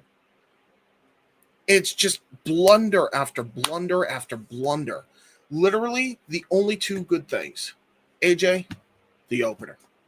Or, I'm sorry, AJ and the main event was okay. That's it. That's me. Okay? That's just me. I really didn't like the show. There were some things that were objectively shit, and a lot of people pointed it out, whether they were tribalistic or not. Broken clocks are right twice a day, folks. It was bad. Okay? And subjectively, for me, not my taste. Elegance brand being one of them. There was a couple other things I really didn't enjoy. Promo packages as well. My take on it is all those hype packages, while it's great to showcase the history of TNA, what does it do for the future if you're not showcasing those divisions at an effective level? Exactly. You're not building the future. You're not doing shit. That's just my short thoughts. Got a lot more to say on TISM, believe it or not. This is just my opening thoughts. I didn't even give everything away yet. Bottom line, TNA fucking fumbled. I am not happy with how they produced this. I'm never giving them another chance again for as long as I'm a wrestling fan. I hope they're still around, just like you guys say. I don't want them to go out of business, but as a fan of the product, if I wasn't watching it with Ryan just out of the basis that he is putting himself through that torture for completely unrelated reasons, which everybody knows why, except Noah, because he stays off social media. Thank God for you, by the way. I would not have a goddamn reason to watch this goddamn product for a month. I really wouldn't. So, them's my thoughts. I yield my time. Thank you for that, Mr. Hebert. Now the court will recognize Charles Schultz for his verdict on the case, and we will go to Nick to close things out before we look at the evidence of an optimistic record wrestling J.J. Williams, where sometimes I respect an humble opinion, other times your talk is text, and at the end of the day, I'm a fan of my own design. I'm TNA faithful, but my faith has been stirred, to say the least, when it comes to TV on Thursday nights. Charles, please speak your mind. What do you have to say about TNA on NNC's premiere? You mean Commercial Mania? Yep. Accurate. Because I said that to you, before we even started simply predicting on Thursday. Is it just me or I can't hear a word he's saying? It's just you. You have to go out. It's and go just back you, in. Nick. Okay. Go out, go back in. But back to my thing here. I did enjoy the main event because I was right the moment. I was like, well, I knew Mike Sam was going to get the title back. Yeah. If it was not going to be on the premiere, it probably would have been, probably tonight or something, right? Either way, it was been this week. So no issues with that. No issues with AJ Styles at all, besides the awkward silence of not hearing his theme for a second, for a good bit before the Tron was playing. Yep. So that made it more awkward. Yeah. But then they had commercials galore. It's like, what the hell? And bad enough, too. James, when you said before you could have added another team to that knockout tag title match, I don't think it would have damn mattered because of the commercial break. People would have always saw the post match. That's actually fair enough. So basically, saying, James, I wish it was your idea was what happened, but it would have been would have not mattered because the commercials. Yep. 100%. Ridiculous. That was like the biggest egregious thing about them all. By the way, you have one perspective of that. Here's another one. You ready for this? Because I watched this on TNA Plus, Charles, to add to your point. You know what they did during the commercial breaks on there? Go on. Shot of the fucking empty ass crowd on the left side. Yeah, but I was there. Did anyone notice the hard? Did anyone notice the hard cam side? Dude, I'm sorry. This is the objective truth, and everybody's called it out now. Just to pause James real quick. I did notice one thing when I open up, because at the end of the day I don't scroll, but God knows I have to post a form. I gotta see some sort of nonsense on there that's not "Hi Nina" or something that makes me happy, like a match or an AEW thing. Eric Bischoff said, and I quote, "It wasn't well produced. I'm not even going to address the creative or anything like that, but the production itself was so poor." Yeah, and I believe it or not, I am 100% on Bischoff's side with that because it was woeful. And if anybody knows anything about good production, it is Bischoff, and that was his one strong suit when he was in TNA. Was fucking production. The TNA Plus and the AMC almost looked like they were shot with two different cameras. Like the different camera views were like weird. One looked like it was an iPhone as opposed to like an actual camera. Your service is nervous, Walter, by the way. Yeah, you're right. You're right, though. I heard that Still got the point, but honestly, his service there kind of echoes what we were dealing with. Continue. Yeah, it was like they were showing, and that's the thing, Charles, like they not only did that for the celebrity segment, which was ridiculous, but on the app itself, which by the way crashed, which means there was some sort of interest. That's the reason me and Walter went to AMC. The fuck? Yeah. Like which by the way, good sign, because that means there was enough people and enough traffic that wanted to see this, which is all the more egregious why the production was so bad and the creative was not up to par. Because what the fuck? And again, on the Impact Plus app, when they finally got it working, only show the empty ass crowd. You know what's sad about this? I couldn't believe it, dude. You know what's sad about this? While we give this back to Charles, as someone that doesn't go on social media, but hearing everyone's outlook here, it almost sounds like a unanimous outlook that this was just not a step forward for TNA wrestling as we come to know. No. And that's saying something for was everybody in this wrestling community. Forget 10 steps backwards. We went 100. Yeah, it's in the best part about this is like no one's blaming the wrestlers, everyone's blaming management. Yep, that's the best part. Yep, exactly. That includes the Elegance brand, by the way, because there was a way you could have made them palatable. That is not on them. That is 100% on management and creative. I get that they had to fill time, but they could have done so much better with doing This so. is what happens when you got a film executive producer running a wrestling company. Yep. TNA stood for total nonstop advertisement that day. That's all it was. But, yeah, it was. Yeah. It literally was open AJ Styles commercial, backstage segment commercial, match commercial, the middle of that match commercial.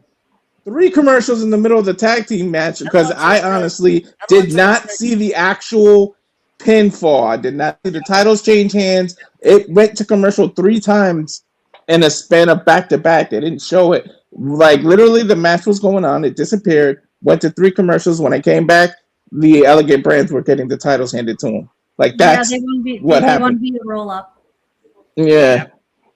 I was able to see. I'm sorry. I was able. I'm gonna sorry to butt in, but I was able to see the ending because I guess that's the benefit of being able to watch it on Sportsnet 360 here in Canada because it's not aired on AMC on cable in Canada. Well, I guess you all had the misfortune to see that car wreck, especially with Mr. Elegance picking the ankle off the idolizer. And to your point, it was a roll-up win. But anyway, Then it went to another backstage segment, then the celebrity segment, some other kind of segment, main event, 3 ads in the middle of the main event. It was like, geez, just total nonstop advertisement. Oh boy. Well, thank you for that, Walter. Great summary, by the way. He basically timestamped that verbatim. If you took a drink every time you saw the word ad or commercial, you'd be dead from alcohol poisoning. That being said, continue and finish your thoughts, please. Yeah. Now I'll continue now. And it's just like it's ridiculous. It probably doesn't help too because AMC is also known for this shit too. Doesn't help. They are. He's right. They have done this infamously with John Wayne movies as well, and people and other stuff about it in the past and other stuff too. I'm well aware. Continue. Yeah, that's why I'm kind of like, one hand, it definitely was annoying, but I'm also sitting here going, yeah, that's probably AMC's probably not a good place for wrestling to be on, because this goes for any company. Because you have to do shit like this. Yep. Now I was, taped or some tape shows, you can someone get away with it ish, at least. Because you don't win, whatever. Yeah, that's fair. You'll be lucky. At least that is easy enough. Live shows, hell no. You guys get shit like that. Respectfully, Charles, this is the smartest you've ever sounded. Wow. Sorry. The one commercial I'll give them credit for is I didn't know about that CM Punk movie, and now I'm kind of interested in seeing that shit. Okay, James. Okay. No, I see how it is. No, I do mean respectfully. Because like most of the time you're like cheerful, you're goofing around, you have good memes, like you're a memer, right? So this is like I'm shocked to hear you like you're coherent, you're making sense, and you care about this topic. Like the passion. There is passion, there is communication. It's great. Dude, I couldn't it got to the point I couldn't even make puns to save it. So it's like it got that bad. That being said, and I said right back after this commercial break, and now we return back to the Shenanigans as Charles continues his point. Go ahead. And the fact, this was definitely the worst. And I watched all TNA premieres on each different network because I was crazy. Yeah. And I can dryly say, this was worse. Yep. And it's not because of the wrestlers and the wrestling and anything. No. It was literally like Ash said, not the wrestlers' fault. Yep. About to say. Just imagine after every other word we cut to our preview commercial. That's pretty much what TNA did. That would be a nightmare. Well, I mean, considering that, and now a commercial break, and we'll be right back after these short introductions. And welcome back to the Shenanigans. You consider the fact that we literally sat through 95% commercials after we went for another match. We'll be back to this commercial break. Stay tuned, folks, to Saturday Shenanigans. Continue over here. And you figure about, again, how many commercial breaks we had in out of matches, including the main event here. And, of course, we'll be right back after the commercial breaks, folks, to Saturday Shenanigans continue. And of course, we saw the last 5 minutes where, of course, they went off the air, and we did see Mike Santana win, and we'll be right back after this commercial break, folks. Of course, we learned about Get my point. Literally, hold on. You could have played. Hold on. You could have played this sound effect right after that. What, this?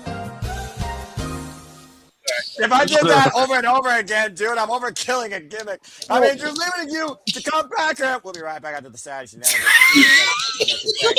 As it's trying to break the damn show, I've been trying to continue the conversation here. We'll be right back after this.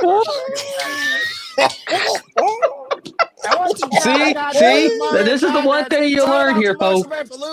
With these fucking idiots. We'll be right back after this.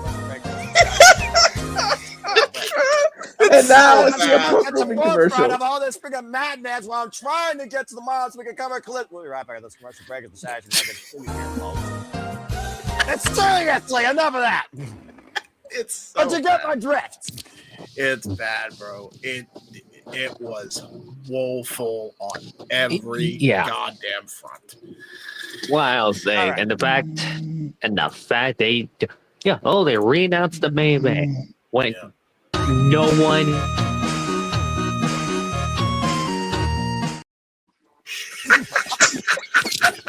All right, who did that? Who interrupted me?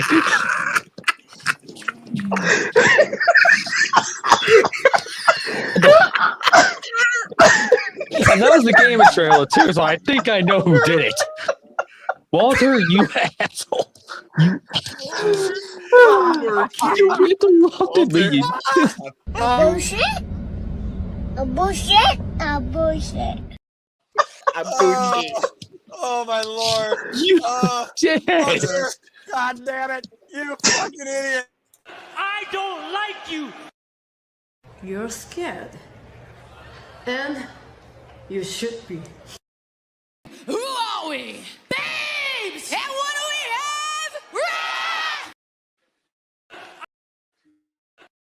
have? Will you stop that? Fucking Christ. This is the truth. This is accurate. This is literally what we were. For a taste of things to come. I swear to fucking hey. It's Saturday night, my dudes. Oh! Oh my god. Oh god. Oh my god. Oh my god. Kill me. Oh my fucking god. Jesus Christ. Oh my god. This has gone off. What the fuck? Hey. Absolutely.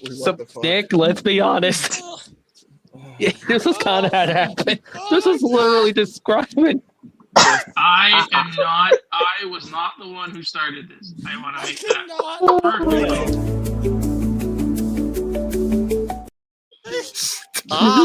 Okay, who wants to get to? I think I've got everything I need to. I always find a way to break Noah. This needs to be clipped. You broke more than him. You cut me off with a game. Dude, Noah fell out of his chair, bro. He did. Oh my god, my ribs! My ribs fucking hurt. God damn it, Walter! You fucking idiot! Once again, quote one I mentioned before, Noah. Professionalism, huh? Fuck you! Wait till JJ sees this part. Oh my god. Speaking of him, I think should we get to what he No, because I think I got everything I need to. Anything to say or add to it? Fuck all you fucking idiots! God damn it! I think Ash wants to speak. Please, Ash. Please, Ash. Do not interrupt her. Do not interrupt her. I was about to say, are you finished your thought? Because if you are, then we could probably move over to Nick if he hasn't said Charles tried to anything. speak and he got interrupted with 15 commercial breaks. Yeah, he said he was done. Charles said I was done after the 50. Walter, I'm officially dismissing you from production rights. The fuck, man? You're fired. You're fired. You're Okay, I'll just go work for AMC. Someone's fired up fucking AMC. Production staff. Christ. Carlos Silva. If we're just bury them softly, brother. Why don't you? All right, TNA television, right? Nick. Should we? Nick, go ahead, brother. Nick, please. Please go ahead and continue speaking. Whoever is next. God, I think Nick's the only one left who's the most sane one again tonight. Thanks to Walter breaking me. Fuck him, by the way. God damn it. Nick, if you have one thing to say now, forever hold your peace, and then we'll go to Ash and we'll close this thing out with JJ's TED Talk. I didn't succumb to the pressure watching this show. So You're the wisest man I've ever met in the Simply Reliable Studios panel on this night. Don't get used to that accolade. I'll take a quote from a member of the Wrestling Collective. What did you guys expect? It's AMC. They're on their 7th TV deal. Did y'all expect this show to be good? The only good thing that came out of the TNA show was I got all this up because of them. Oh, nice. All my soundproofing. Look, that's it. That's the only positive. As the most TNA faithful and dedicated member of the Simply Reliable Studios family, I will always hold true to what I believe TNA stands for since those letters were brought back to life by Scott D'Amore. I prayed, I hoped, but at the end of the day, Carlos Silva is a movie guy. He's not a wrestling fan, nor does he have a wrestling mind. There is no bigger proof than the production and the producer credits of his name and some other jabroni producing that shit. Now, that being said, everyone shut the fuck up when the man is soon speaking. What do you guys say before I bring up JJ's tweet? With all due respect, my life. I was the first one to go, actually. Okay, I thought you had something else to say because I remember you won, but I guess No, she was just trying to get the show back on the rails. Yeah, well, thanks to Walter fucking breaking she was me. being She was being Miss Mature over here. We are mature adults that broke you the same night. Let's be honest here. The only time that's matured is when I'm in control, but leave it to Walter to break the system. Congratulations, bruv. Oh my God. Okay. I have the tweet up also, but do you want to read it or should I? Let me go ahead because as the most sensible man of the Simply Studios family that tries to put a positive outlook on all things wrestling, shout out to WWE fam, I'll go ahead and do it. Oh my God. Right. Again, Walter, never but love, but God damn it, dude. Why'd you fucking broke me at 1:30 in the morning? Okay. With a tear in his eye off camera. Shared on the Simply Reliable Studios forum by our own Renegade Wrestling JJ Williams. Look, I've seen a lot of negative discourse regarding last night's TNA Impact episode. Yes, the commercials were excessive and horribly placed. However, that said, the video packages about the X Division, the Knockouts, and World Title history were top tier. A great introduction and reintroduction to fans. The matches were solid, debatable. We had debuts, returns, and title changes. What we need to remember is AMC has zero history with wrestling. Like it was for normal TV broadcast. That's a mistake that can be learned from. This is a drug. At some point, you have to view the glass as half full instead of half empty. I think last night's episode, as the rose that grew from concrete, it had no business being there, but it still bloomed in its. Maybe I'm just optimistic to a fault, but I want to see all wrestling succeed at Private 2000 episodes. Thank you for coming to my TED Talk. And stay tuned for the next TED Talk on whether or not corn grows faster in the fall season or in the spring season, courtesy of our own Walter Cruz, who knows how to grow a crop and put people in a happy mood. Next time here at the Super Reliable Studios. That being said, Charles, I did see your hand. What do you have to say real quick before we finally move on? I was about to say the way your mic was saying, I was going, what? I thought I was going to say, no. Yeah, your microphone dipped, but it's fine. Dipped. Yeah, you know what? Whatever. It did come a couple of times during that. I got it fixed. It's no problem. You know what? It is what it is. When Walter broke me, how late we're going, and we're talking about production flaws, and I mean, we're just talking about the definition of production flaws. So I mean, you know, it is what it is. But people can't read that. It shows how far Canadian American education systems have plummeted. Go to Japan. That being said, the tweet speaks for itself. I will say this as somebody who, again, is not on social media. Bottom line, everyone has a right to their opinion. But as a wrestling fan, we set our own expectations. The bottom line, this was their first impression. Do the research. Get the agreements going. Put in the money to make sure your product is the most important thing, not the AMC logoing. You should have better planned, executed, prepared for this. I don't give a fuck if it's live television. You're the producer. Control your fucking product. Make your product matter. Because you sure as hell didn't. I agree with him. They did do well with those video packages. Damn, that shit made me want to go back into the app and look at them old matches. Agreed. Did nothing for the future, as I said. Ding, ding. And at the end of the day, if you live on the past, you will die sooner or later in the future as you try and revive yourself in the present. Not every relic from your past wrestling history can come up in 2026. Attitude Era, dead. Your relics that are part of the U40 class of WWE soon enough are going to retire. At the end of the day, give us a reason to care a shit iota about this current regime running TNA Wrestling. Because your TV product sure as hell isn't. I feel like they tried to redeem it with what they did with Genesis. And we will talk about that after this legitimate commercial break. Before we go to a commercial break, no one push the fucking button or I swear I'm taking off this feed. Charles, I saw your hand. What do you have to say? And also considering, and also TNA's smart move. Let's bring Dixie Carter on stage. Dude. Ooh, the heat there. Yo, that was go away heat. That was worse than Dom. That is one of the things. People haven't forgotten. If you are, they have forgotten. This is also accurate. There's a reason also I reduced the mic noise just so there's no background. But thank you, James. I'm gonna put It was funny. It was funny with the way Bubba looked at her and then they hugged. I'll give him that. That was fucking funny. Well, yeah. He put her through a table before. Technically, she didn't go through the table. Bubba's bum did, and she just planted on the mat. But I do understand what you mean. Again, y'all can go watch that back, of course, when they had the 6-sided ring. That being said, thank you everybody for bringing your thoughts forward in this business order for TNA Wrestling, where so far, business, not profit. That was horseshit. But what wasn't horseshit, ironically enough, was Genesis to a degree. You want to talk about half empty or half full? That was the tale of the first pay-per-view this year for TNA Wrestling. And we're going to talk a little bit more about that after this legitimate commercial break as we all gather ourselves and talk about some good related to TNA Wrestling so far for 2026. Stay tuned. And now for a taste of things to come.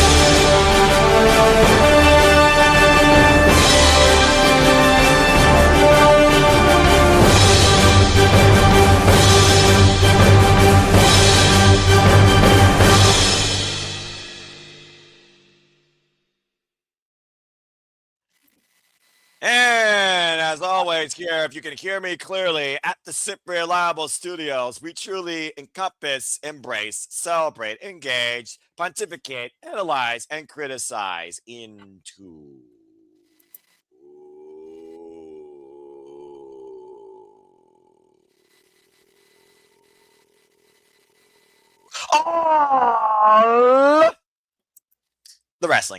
And welcome back here to the Simply Reliable Studios Saturday Shenanigans. Again, Walter Cruz, who fucking broke me for the first time in 2026. Congratulations. Our own elegant Ash from Canada, eh? The other half of the Canadian Connection, Nick, who of course will let you know what the order of the night's going to be. Charles Schultz and James had to do a reboot. A system reboot, ironically. And we'll talk more about that here momentarily. And thank everybody that's been part of the conversation in the chat. Again, please like, share, subscribe, comment, and tell a friend if you've been enjoying this utter madness. And again, want to take the conversation, Super Chat Passions. It's as simple as that. This is the money you could be using to control the conversation tonight at the Super Reliable Studios on Saturday Shenanigans.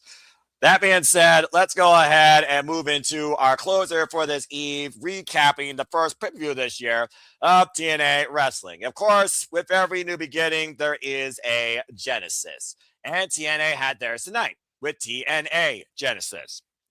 Shout out to Walter, of course, who was on the call. Even called a match almost by himself. Pretty damn good job, as always, for my bruv. As again, we cover TNA Genesis exclusively on pay-per-view. Again, folks, if you did not watch TNA Genesis, there will be spoilers. You have been warned. So just keep that in mind and take that with a grain of salt.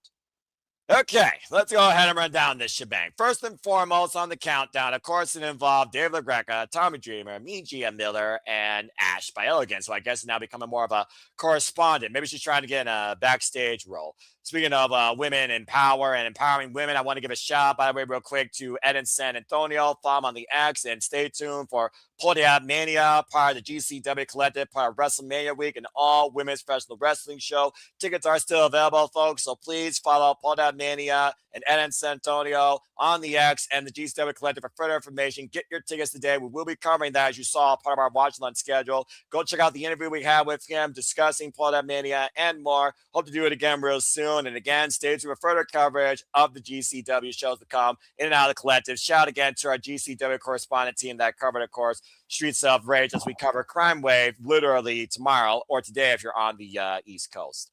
Now, that being said, let's go ahead and talk about TNA Genesis.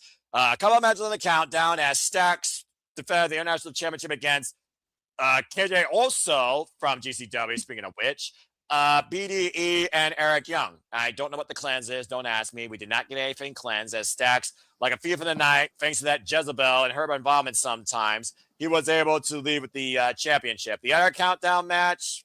Yeah. Hold on. I gotta say, KJ also showed his ass, showed why I love GCW and why I like it, dude. He has got to be on TNA's radar or WWE now after that showing. He really showed out.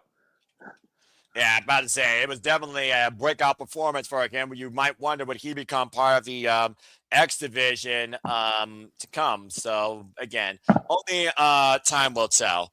All right, and then, of course, we had an impromptu tag match with Vicious Vicky, someone from the independent scene, with Indy Hartwell, taking on Tessa Blanchard and Mila Moore.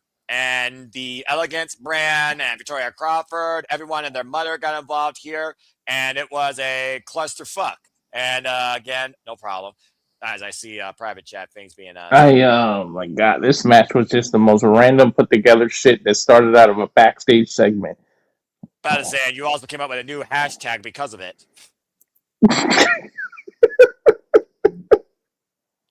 Damn. Oh god. So that's two ways Walter's brought me tonight, in case you are keeping track. Also, accurate. That being said, that was the countdown in a nutshell. Nothing of relevance except KJ Orso's performance. Now moving on. We go inside the actual pay-per-view. To start off, it was Flop Dollar versus Rich Swann. I can't believe I can't lie. That surprised the shit out of me how good that match was. I was bloody shocked. Legitimately, I was bloody shocked.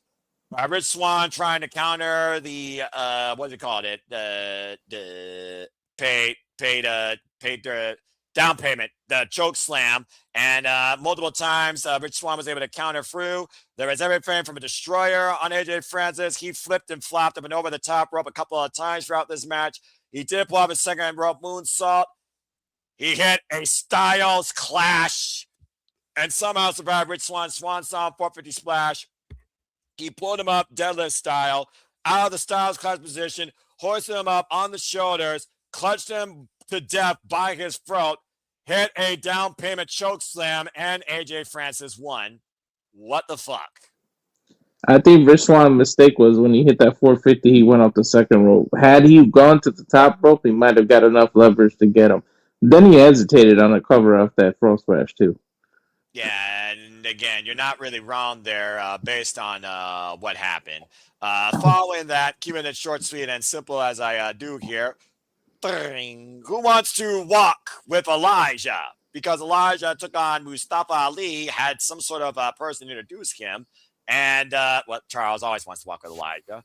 It was everything I expected. The order 4, right before the bell rung, even got involved here. Elijah trying to neutralize them, mostly the great hands, as Agent Sarah and Tasha Steelz was also out there escorting Mustafa Ali for a good duration of this match. Though Mustafa Ali and Elijah pretty dead even for the most part. There was spot at one point, though, with Ali's back in the corner. Elijah did hit the Highway Man's Farewell, the Tombstone Power Driver for a near fall eventually. Went for it again. Tasha Steelz got involved. And at one point with Elijah, we thought he was going to win. Agent Zero came out, pulled the official, looked there.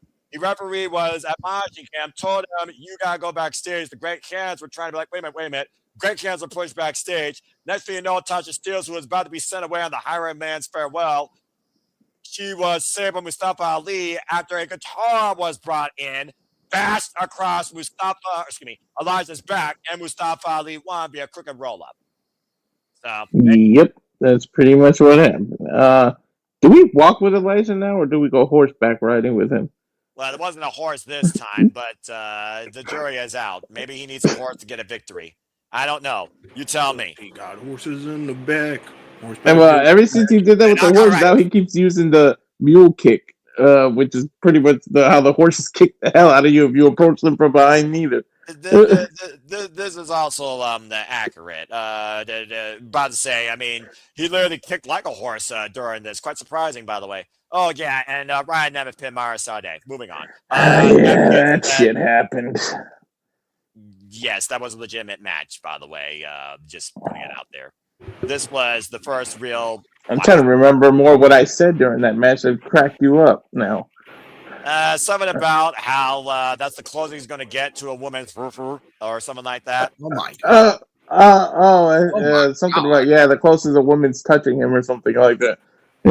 Legit. I've seen Mara Sade have some good matches in the Indies. Does she not have a good one here? Or she looks pretty strong. She did her part.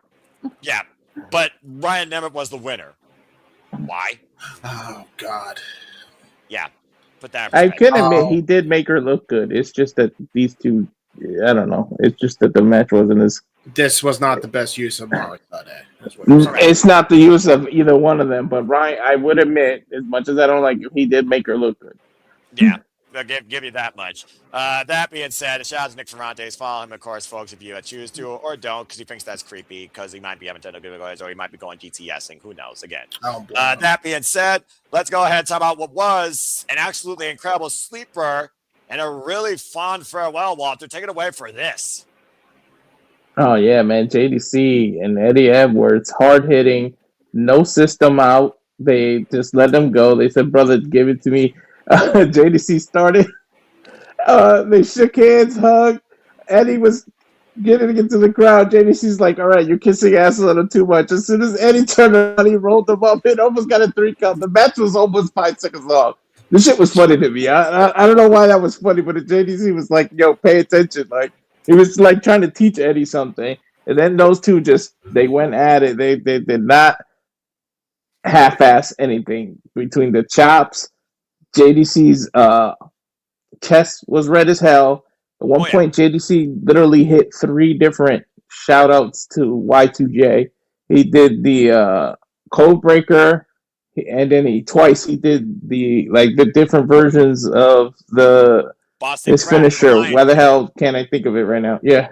The Lion Tamer. You called it Lion Claimer or something like that. You botched the name of that move. Yeah, the Lion Chamber. Lion Chamber, that's it. Lion Chamber. Yeah. Lion Tamer. Yeah. And the Walls of Jericho. He did both versions of it. The one with the knee and the one without it. He also did a callback to his Fashion Police partner. You remember Breezango, Tyler Breeze? He did a beauty shot. Yep, he did that. Eddie kicked out, and then Eddie literally hit 2 Boston Tea Parties. JDC defiantly kicked out twice. And then pretty much Eddie was like, please don't make me do this. Then he hit that crazy, I don't know what the hell you call that. What was that move? Something that you called it during our call at one point. Die Hard Driver.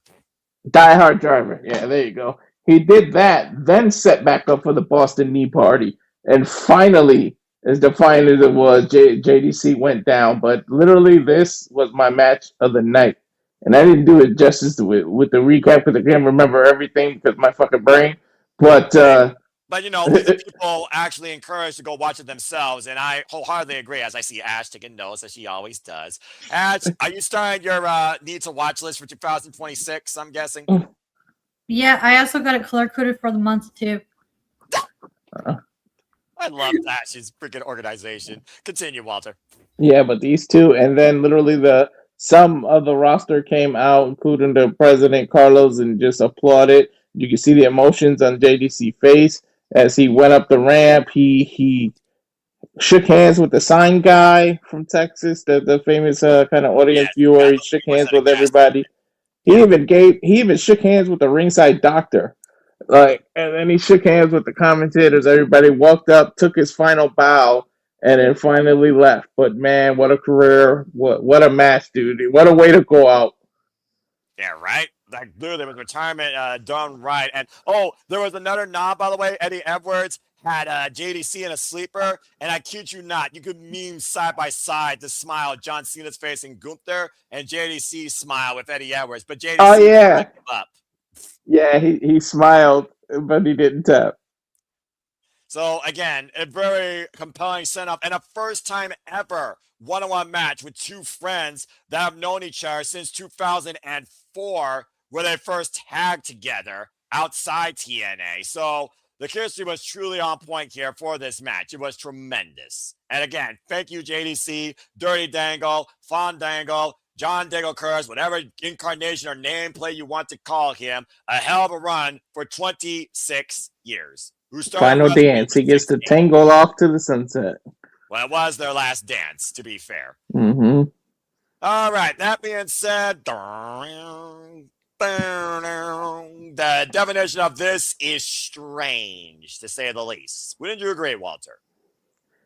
Yeah, I was fine with it till the ending. I'm like, what the hell?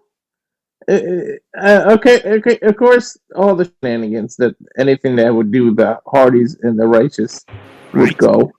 They were doing each other. At one point, the Righteous did the Hardys move. They literally did the Twist of Fate into the Swanton, which almost got the Hardys, and then he kind of. But then it wasn't Vic. It was the other Dutch that was outside of the ring. Said we like this. We like to get hurt in the middle of the match. He said that right before the ending. I was like, huh? And then of course the Twist of Fate into the Swanton, and they just pinned. But awkwardly, he got up and was smiling after. So something tells me this isn't over. It was really, really weird. After he got pinned, he kind of got up and smiled.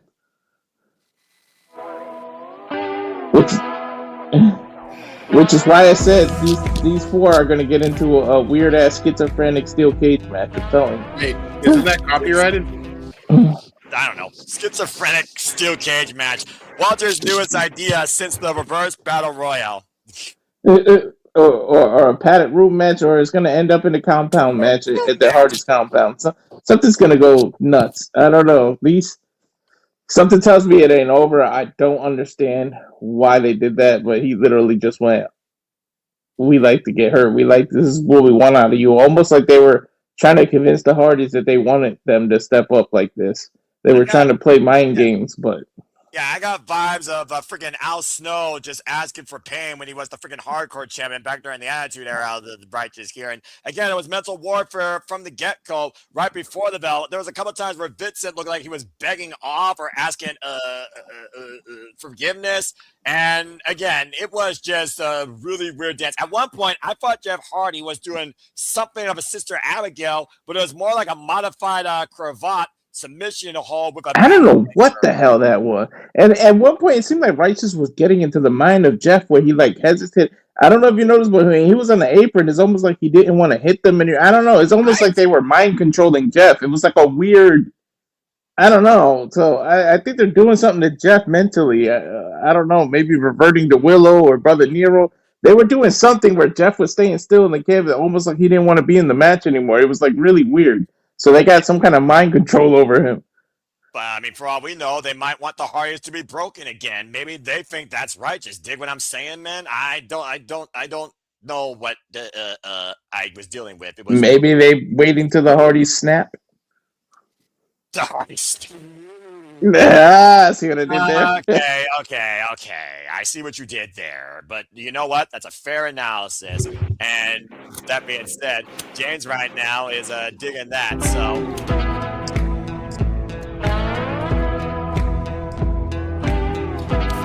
All right, you better cut that off. Only play like 5 seconds, or we're getting Ash just had to stare with what was going on. Yeah, that was bizarre for her because she doesn't understand what the righteous really is. But basically, Ash, you'll dig what we're saying soon enough. Join us, Ash. Remember from AEW, so You should join us, Ash. Dig what I'm saying, man. James, Yeah, I feel like it's a cult following now. Gonna have the audience snapping. Don't drink the Kool-Aid. Don't drink the Kool-Aid. Don't drink the Kool-Aid, he says. All right, but here's something. Snap out of it. Well, here, I'll help Ash. I mean, because here's something that Ash can look at and smile at because legit, y'all remember Delta? Zarya brought her back for one night only. Yay. This was a tremendous battle of warrior spirit. I mean, again, I'll spearhead this, the advocate of women's wrestling. Legit. Why, again, F the Fed, because that's just the way I am. Yep. This was Zarya's best match since being signed to WWE. It was a battle of the champion overcoming the power. Yes, Ash. Was Zarya her powerhouse self that she was down in Australia? Oh, Yep. Yes, she was. Thank fuck. Where was that Zarya this whole fucking time, I tell ya? It was that and more. Zarya really put on the showing. It was between this and the JDC match for the match of the night. Yeah, but bar none. And to your point, Ash, Shawn Michaels, Lee Fitting, and Paul Levesque, who apparently don't understand what Zarya truly is capable of, or Julia. Sorry, did I say that out loud? That being said, You ain't wrong on that front. You ain't wrong on that front. I know I'm not fucking wrong on that front. That being said, Delta, Zarya, she really brought that warrior spirit out. This was a battle of warriors as it was booked as against Layling Lee. A lot of mutual respect amongst these two. Layling Lee trying to overcome the power of Zarya, neutralizing that power. A critical moment here was when Zarya went shoulder first in the ring post, but this was after we saw Walter. Zarya hit her F6, spearing Layling Lee back to Singapore. Jesus. But the F6 knocked the referee's head off. At one point, the Elegance brand came out because remember, Zaruka is going to be in a triple threat against Gwen Sinclair and Kendall Gray and Fatal Influence for a number one contenders match for, get this, folks, TNA's Knockouts Tag Team Championships, not the WWE Tag Team Championships. This coming Dude, she broke her in half with that spear. That is crazy. And had the referee not got hit, we would have had a new champion.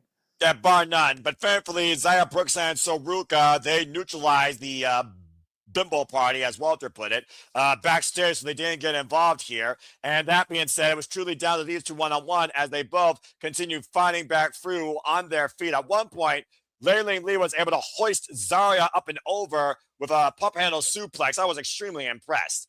But again, Zarya would just not stay down. She did finally, though, neutralize some of her power after going for another spear in the corner and went shoulder first. And this was the tell point here in the ring post. Layling Lee focused her attack on that as these two continue to duke it out. At one point, it was just reaction. Kick, rip off the ropes, lariat, both women down, both women going back up to their knees, fighting for position. I feel like I was watching the final round of a Mortal Kombat match here. Yeah, she got her in that, I think the STF that after she hurt her shoulder. She almost pulled that out of the socket. Dude. And then Zarya somehow still got back up on her feet while Laylan Lee was up on the shoulders, able to escape after Zarya was looking to take her down under. Meanwhile, Laylan Lee was finally able to neutralize Zarya down to her level. I don't know what sort of spirit she called, but she somehow found the strength inside her to hoist Zarya up on her shoulders, hit the Warriors way, and retain the TNA Knockouts World Championship. Yeah, I don't know how she hit that Warriors way. That shit was crazy. And mutual respect shown after the fact as Zarya shook the hand of Layling Lee. Of course, this is Zarya's second ever chance for the TNA Knockouts World Championship as Delta previously challenged Jordan Grace down under in Australia. But this was a tremendous match. So hopefully WWE realizes who Zarya is and actually book her better. That being said, while we go a little bit silent and we got 2 matches left to discuss, coming in now late in the Saturday Shenanigans is the original moderator at the Renegade Wrestling, JJ Williams. Let's bring him into the fray. Hello, JJ. How are you this evening? Dig what we've been putting down lately, man. As always. All right. That being said, JJ, go ahead. Lend your open. Damn, you just came home and you drank the Kool-Aid that fast? Bro, the righteous finger snap is so fetch, isn't it, Ash? Look at her. She's just gazing. Menacingly gazing. I'm about to say. Ash is right now thinking about this heavily. Think what I'm saying, man? That being said, JJ, how are you, bro? I got a lot to learn about that tag team. I don't know what y'all are drinking, but it sure as hell ain't Kool-Aid. That Vincent and Dutch. Vincent and Dutch, look them up. Ring of Honor, AEW, and now they're in TNA. This was their first match since signing to TNA. Now the more you know. Okay. All right, there you go. I don't know about Kool-Aid, but I've got a bunch of Dr. Pepper right here, so. This, of course, is always stimulated by Mountain Dew, the classic Mountain Dew tonight. So there you go. I got the classic dihydrogen monoxide. Very nice. I'm very proud of you. Thank you. For those that Wait. What did she say? I said dihydrogen monoxide. That's the chemical compound for water. Why did you say it like that? Because that's what it is. It's literally what Ashes has at this moment. The dihydrogen monoxide, for those that don't know, is the chemical formula for water with 2 hydrogen. Two hydrogen molecules and 1 oxygen. Yeah, very good. This is the chemical compound formula for the breathing life we all know as water. Listen. I get that part. I just don't know why. James, but the hydrogen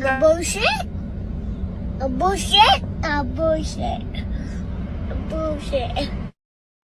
Oh, JJ denying science. I think the Canadian education system is way better.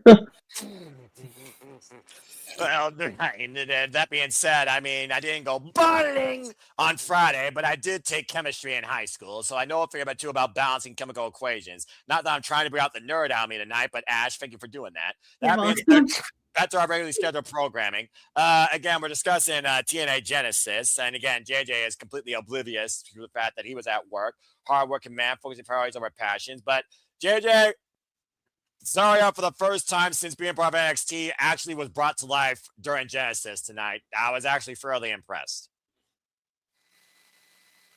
That's good. I knew this match was going to slap. Yeah. You know, I just knew this was going to be a banner. It's one of the few things done right since we've seen this new era. That being said, again, Ash, you got your homework. I expect your report next week, Sunday night, and I will have a 4-score rubric for you on the Righteous. I expect you to tell me a little bit more about what you dig about them and what they represent. Speaking of homework, did Ash do her homework from last week? Yes, the assignment is due, Ash. Remember, she had to watch Brett versus Owen from WrestleMania 10. Yeah, I didn't watch it yet.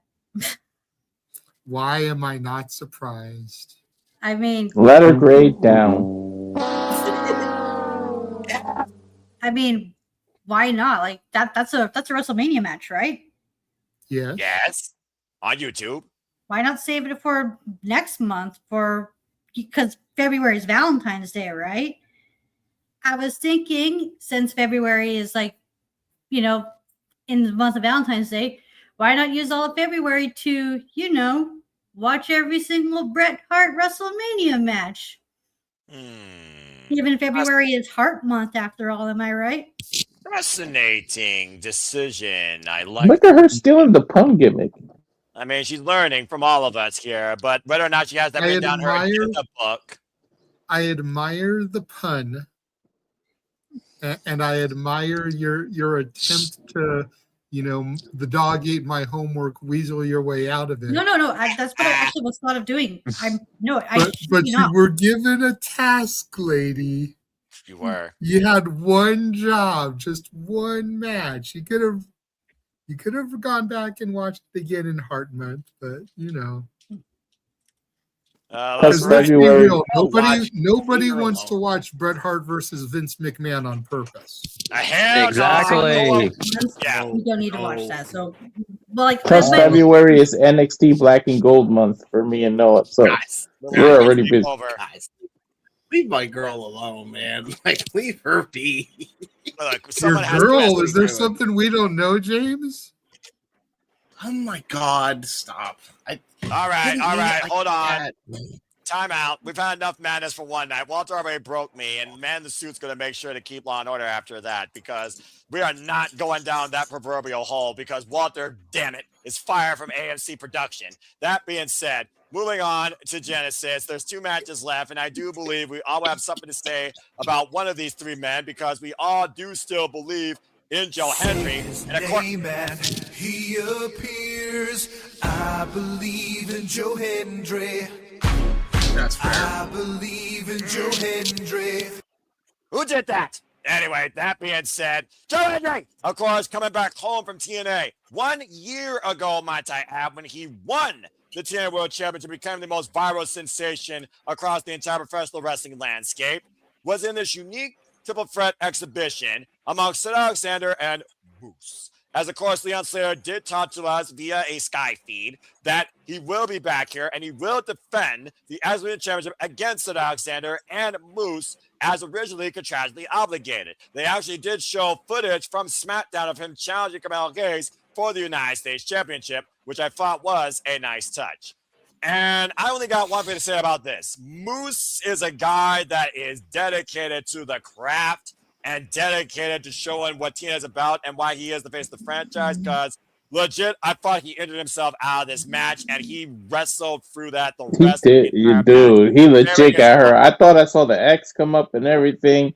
He got backdropped. He got backdropped into the steps. The dude never stood up straight again for the rest of the match, and somehow still did sentons and running into the spear, running into the turnbuckle full speed. This dude is a beast. Yeah, about to say, when he got that bat body drop on the steel ring steps on his tailbone, legitimately, it stopped the match for Joe Henry Alexander as the referee, medical staff, even the president came down to check on Moose, and they're like, Moose, you can't really be able to do this. And he was feeling his hands, just trying to even get up on his feet. At one point, though, Cedric and Joe try to be focused on the task at hand, the win here tonight, representing TNA at Genesis, despite the fact one's NXT. Again. And there were moments where they even paused and looked at Moose, wondering, is this man going to come back in here? Can he continue? And basically, we were just continuing on from there. When Moose came into play, though, and literally Joe Hendry and Cedric saw Moose, and Moose asked for them to bring it. They did, one at a time, fist to fist, as he kept doing this. And eventually, Moose got back up on his feet, and Moose was full throttle the rest of the match. To Walter's point, go to hell, spear, drop kick. So much going on literally during this. Counter offense for counter offense for counter offense. At one point, there was a superplex takeover and the stalling vertical drop, and then a freaking 5-star frog splash to make Eddie Guerrero or Rob Van Dam proud, all in sequence with Cedric in the final move. No one was able to get a fall at this point. At one point, we literally thought Alexander won because he hit the lumbar check, but he was unable to get the feet properly underneath the shoulders, so he couldn't cover Moose at the time. Moose then capitalized on the center, went up the second rope for the springboard, and caught him with a spear out of mid-air. And then Moose literally, at this point, we thought that we were going to see him get the win, but Joe Hendry came in and hit a standing ovation and got the win. Mm-hmm. So 1 year later, on a man that's done Jack Diddley since being part of NXT, being fed to Dark State as their bitch, comes back home to remind us why we should believe, and wins at Genesis. Not the world title, not the main event, but like I told Walter on the freaking feed, sometimes when you're looking for a reset, you gotta go back home and find once again who you were. Joe Henry did that. But it does make me wonder, to Walter's point, could Joe Henry now be possibly in line for an X Division Championship match? There to be determined. Again, Walter, we talked about verbatim, though, Moose's will to continue on through this, not even able to stand up vertically, just wow. Yeah, wow. But it did look good to see Joe Henry between the yellow ropes again. Yeah, representing TNA. Anyway, a shout out to Tilla, of course. No. The answer is no. That being said, shut it. That being said, it led us to our main event, but not before Santino Marella called David McGregor, Gia Miller, Tommy Dreamer, and everyone out, including Ash, by Elegance, to announce their predictions. Oh, fuck that shit. The freaking suit came out and took control. I like Daria's style. And be like, no one wants to hear your predictions. We got a match to do. We got a main event, so let's keep this thing rolling. Production. I like this woman. Let's talk more action. This is professional wrestling, damn it. Let's get to the wrestling, damn it. And we got immediately into our main event. Now, Walter was, again, very passionate and very determined in his mindset going into this based on what could happen, what should happen, and what he hoped didn't happen. So I'm going to let Walter take this away, talking about what he threatened to do if they didn't treat this the right way, and what Walter saw and what I'm sure he's very happy about. Go ahead, bro. Yeah, if they had the NXT person win this damn title, or sorry, not NXT. What am I talking about? I was thinking of the other one. Had they had Nick cash in that and pin Mike Santana, I was gonna boycott TNA. I was like, yo, I'm not calling TNA. If they made Santana lose this title after 2 days of title reign, I was going to be pissed. But I'll give Nick credit. He called it down the middle, and these two fought everywhere. Like, literally, they were backstage on pure cement, throwing trash cans at one another, walking through the crowd. I kept telling you through the feed, Noah, of course Nick is going to call it down the middle because he doesn't give a damn. He wants them to beat both of each other's asses so that it makes it easier for when he cashes in that he can just get the 1, 2, 3. Let's be honest, Walter. There was some slow counts to the 3 count, despite the fact that's only the first half towards victory in this match. I'm just saying. It did take me a little out of it that you had to pin and then go to a 10 count. It was a little weird, but yeah, they went all the way back to where the cars come through in the garage entrance. They threw each other in the big steel or aluminum door that opens for the garage.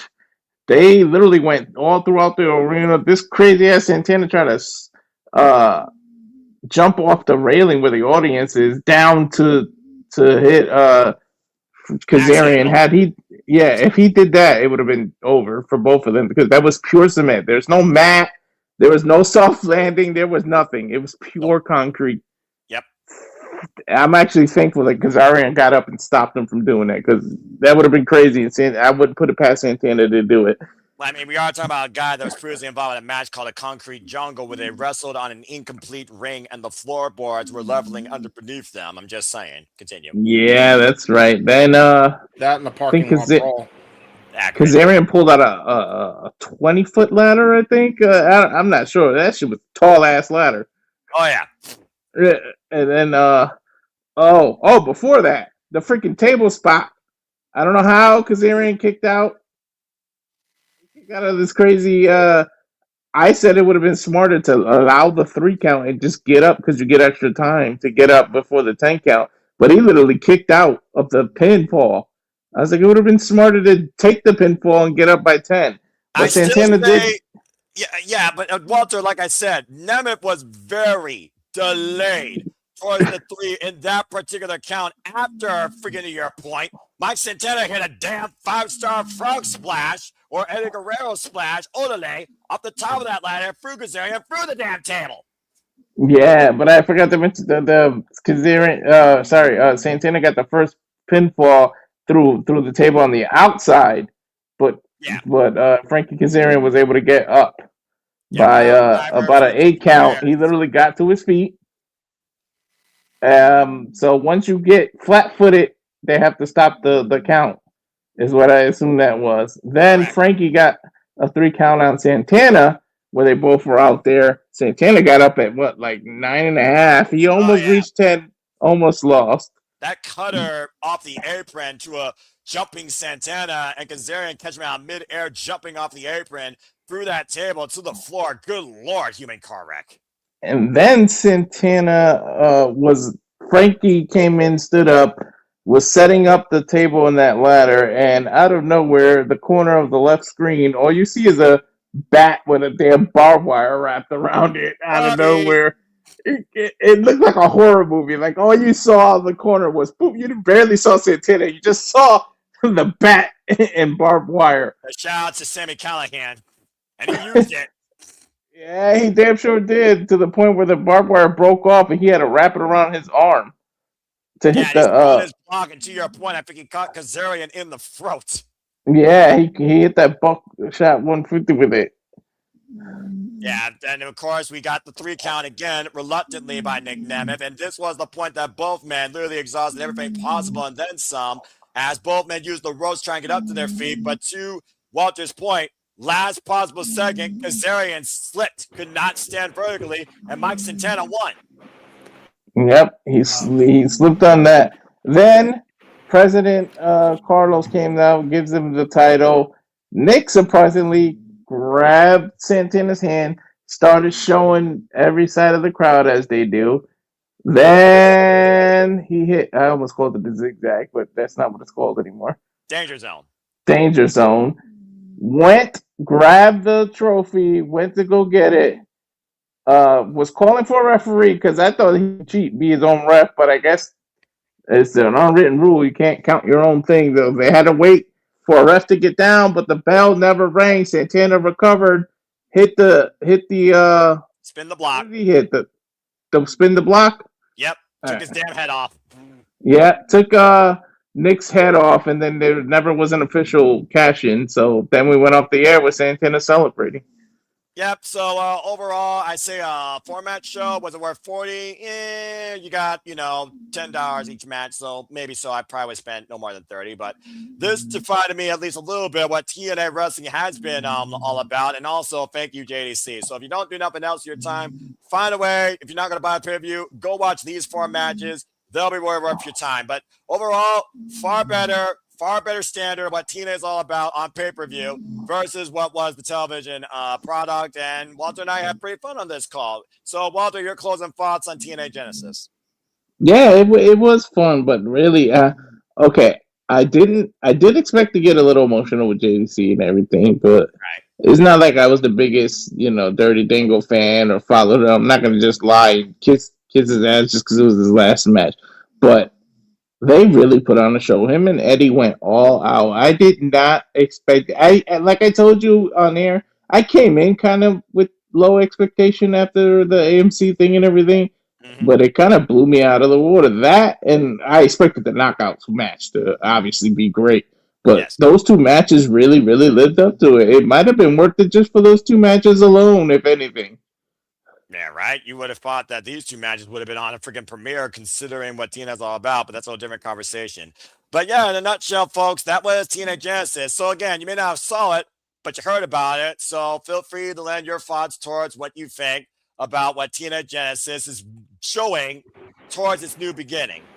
James, I see your hand, and it's good to have you on here, folks. So go ahead and speak your mind. I'm only going to say this because I haven't actually watched it. I plan on watching it tomorrow before our next watch-along call for GC Dub. So I am going to watch it and talk about that aspect of it on TISM. So that's why you'll hear my thoughts on Genesis there. But yeah, sounds like it was a way better show and a way better presentation of TNA, which is good. They've always had decent pay-per-views.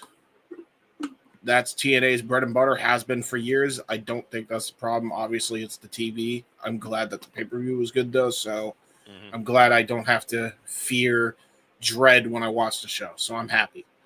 And I'm actually surprised that some of the matches were as decent as people are saying, especially the AJ and Rich Swann match. I'm surprised people really like that. So, sounds like it was an overall pretty damn good show, with the exception of maybe the Hardys match, which we all know how I feel about them. But I do like the Righteous though, so dig what I'm saying. It wasn't that the match was bad. It was just like weird, like how it ended. It almost like they wanted to lose on purpose. I don't know. It was like more like the story, not the match itself. Yeah, this match was more psychological warfare than even the Hardys can handle. How do you counter an Enigma? Ask the Righteous, because it seems like they were doing it to quite a degree. Dig what I'm saying? All right, anyway, thank you for that, James. Charles, your thoughts on our TNA Genesis simple recap based on an outlook that you probably did watch. You also were involved heavily in the chat as we were covering it.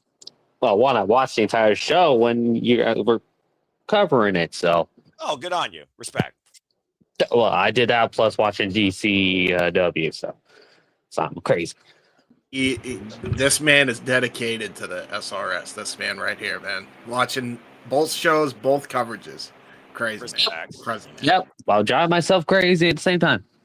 Well, sanity is only as long as you have it. Continue. Also, I love this right here. Jesus Christ, JJ. I side with JJ on this one. How about PayPal Noah the 20 at least? Come on. If you're gonna do anything at my expense, I'm gonna freaking drain your wallets from it. Continue. Damn. All right. Continue, Charles.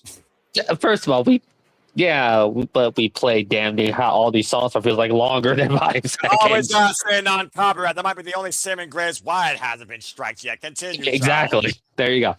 But overall, I enjoyed the show.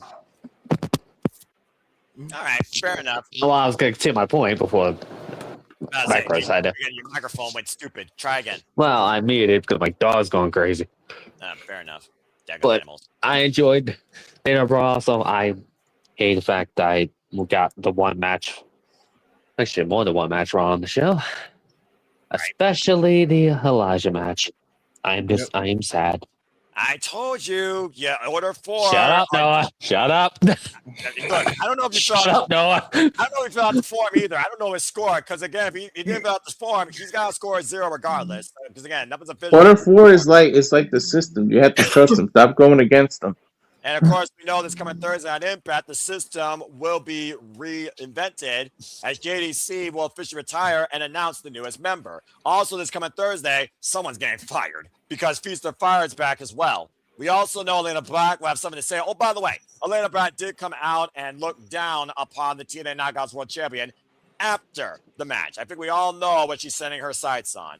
And also, Jeff Hardy will go one-on-one against Mustafa Ali, and Indy Hartwell will go one-on-one against M by Elegance. That's all this Thursday, folks, on Impact on AMC. And I will say this, as far as the tag title match goes, Walter, I'm saying it now. This is going to continue. It's going straight to the Hardy compound. Oh, Jesus. Yeah, that honestly, that's probably accurate. Where could this go? Good point, because I don't think the Righteous know where their garden is in their heads. No, but it'll be just batshit insane. Can you imagine the Hardys actually going to the Righteous domain if they had one? That'd be weird. I'll be first, and then the Hardy compound. There you go. Yeah, exactly. And then the blow-off match can be in the treehouse. And I see what you did there. It would be hard to shoot it, though, because I think it would be awful smoky in there.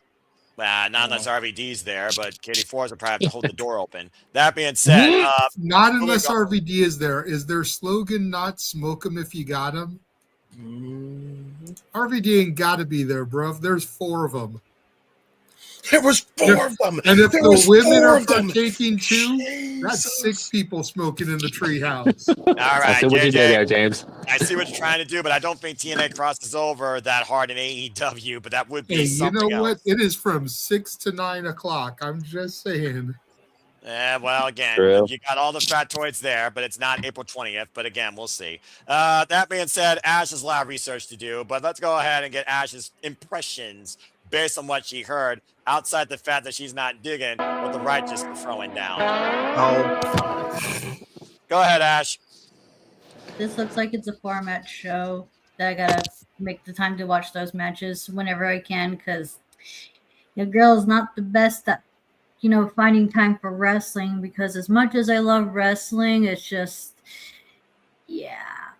That's fair. Sometimes when I come home from work, I work late nights, and the last thing I want to do is watch a wrestling match, because when I'm watching wrestling, I want to be in that right mindset. I want to watch it because I want to, not because I have to.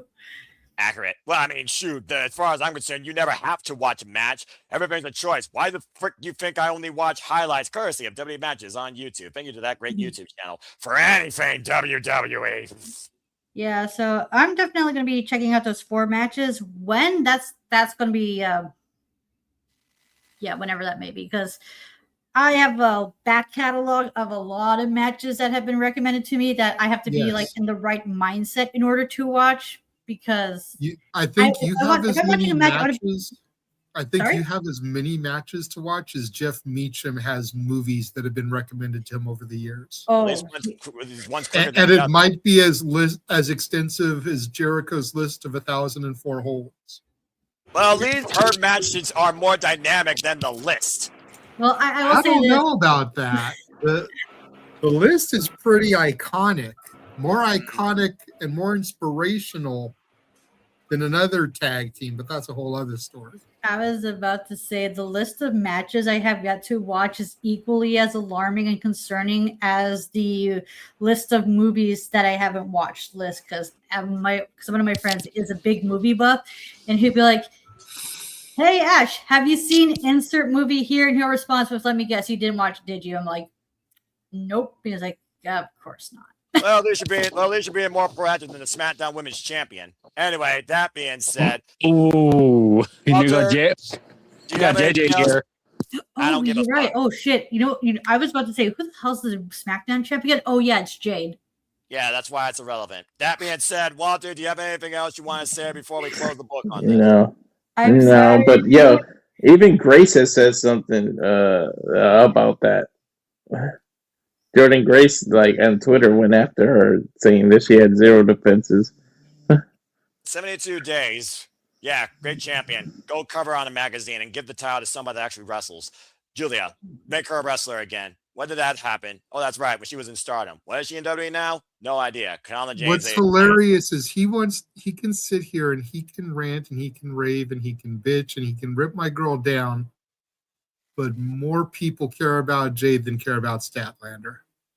Well, JJ, when you cover a company that can cover Joe Smo from Kokomo and anyone can be complacent versus passionate, and when one has far more wrestling IQ than the other and value, where wrestling matters more in AEW than in WWE, where it's all about advertising and entertainment, I'd say it's 2020, but you cover your underwhelming bitch. Why I cover the better wrestler. You know what? Her defenses is equal to how many matches get won by Blue Thunderbombs. Yeah, that's true, honestly. Chris Statlander actually has 3. Damn. Damn. It goes to show. So then, Walter, so what you're telling me is once she defends the title, she will have defended the championship more times than the Blue Thunderbomb wins the matches. Yep. Yeah, that'd be fair. You know what? That'd be fair. At this point, it doesn't matter if a move finishes the match. It matters if the champion's credible to the championship. And Jade right now is not. So that being said, that concludes the shenanigans for this evening. Unless anyone else has anything to say regarding Genesis, of course, or what you believe the future holds, the new beginning for TNA Wrestling. Folks, Charles, I do see your hand before we wrap up things here around the 3-hour mark. What do you guys say real quick?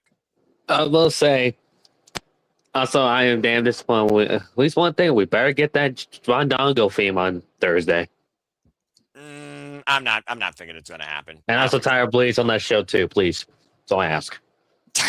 The one last time, the fashion police show up and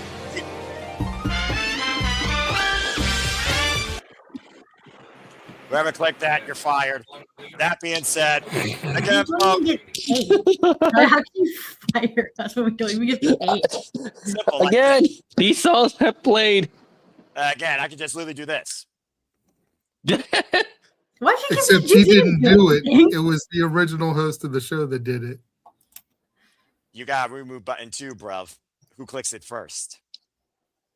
That being said, look, JJ's got Batman right behind him. I don't think I want to vote JJ right now. Batman Get the rapper last Batman. movie when he threw that bomb out across the. Oh, I'm sorry. Am I spoiling something? How many Batmans have there been? All right, shut the fuck up, Charles. Shut up when the suit's speaking. Ouch. That being said, again, folks, thank you for tuning in to the Saturday Shenanigans. Jay just got his hand up. What you gotta say, real quick? If at all possible, I know myself and James joined late. I was curious about running back through the opening topic so that me and him could give our quick shot thoughts. Quick, quote unquote. All right, get your 3-minute last man stand in. Talk about the signings. You go first.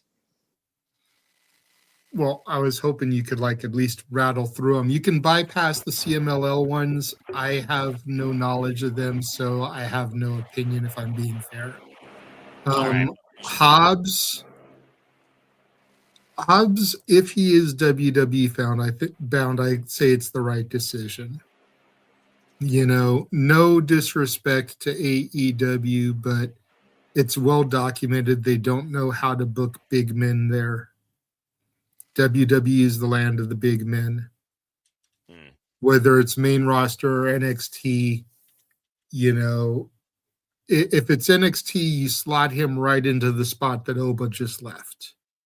That's what we were talking about. Yes. You know, I've said it. I've heard a lot of people say it. So I know I'm not the only person thinking it. If you go main roster, you put them on whatever brand Oba doesn't go to, because you don't want them both on the same brand. You know, maybe let them meet in the Royal Rumble and have that stare down, kind of like when Jade first debuted and we had her and Bianca stare down, teasing to something that could come down the road. But in the meantime, you just keep them separate. All right. James? I agree with your sentiment, good sire.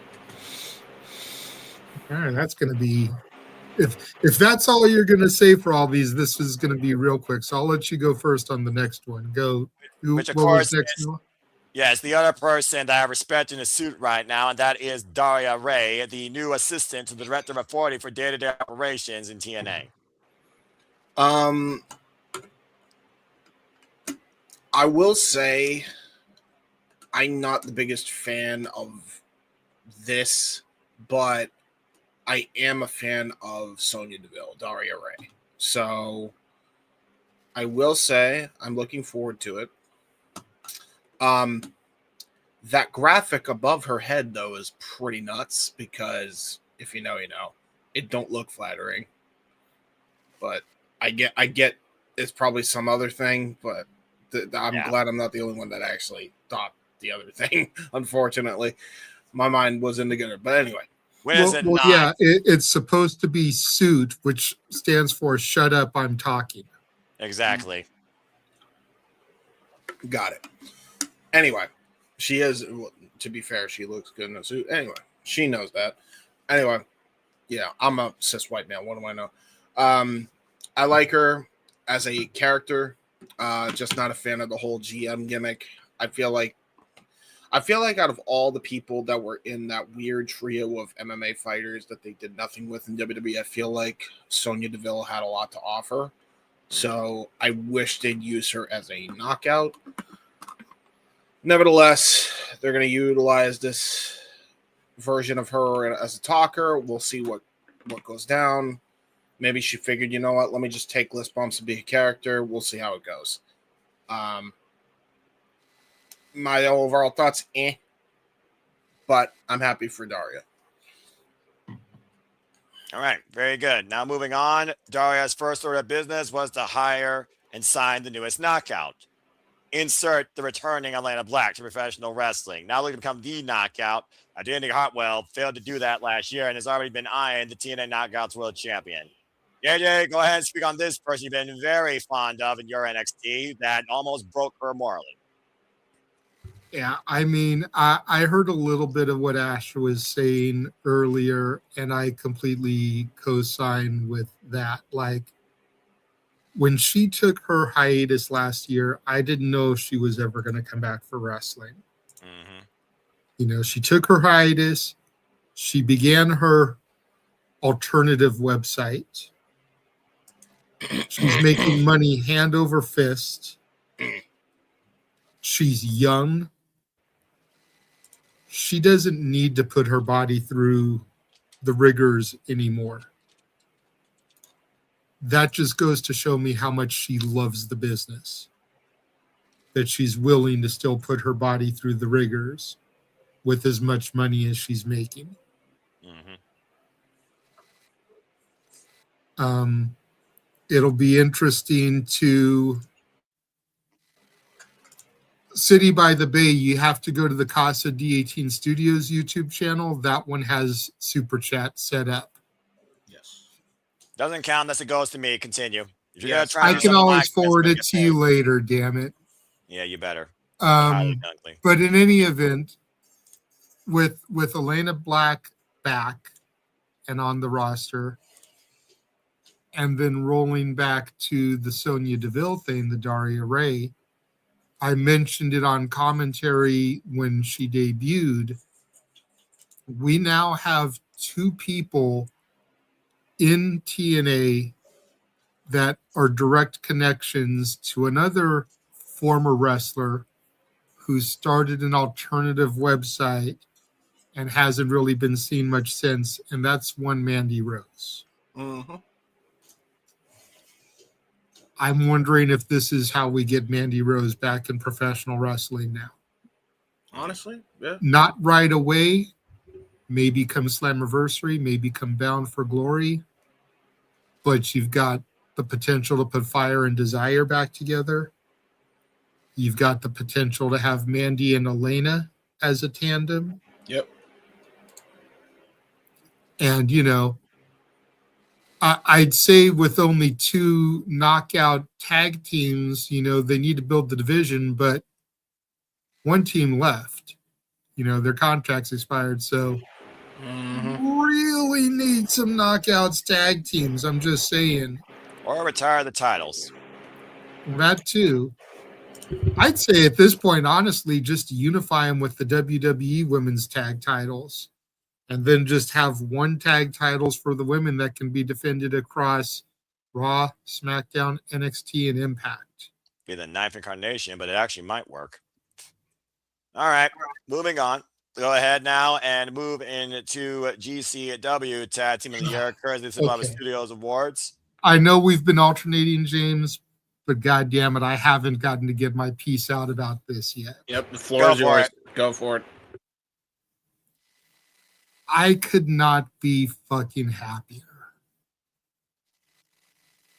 I'm kind of glad he decided to dip, because I was prepared to chastise Nick a little bit, because as soon as this happened, he slid into my ex DMs telling me, instead of allowing me to go and see the match and get it myself. Oh, jeez. Damn it.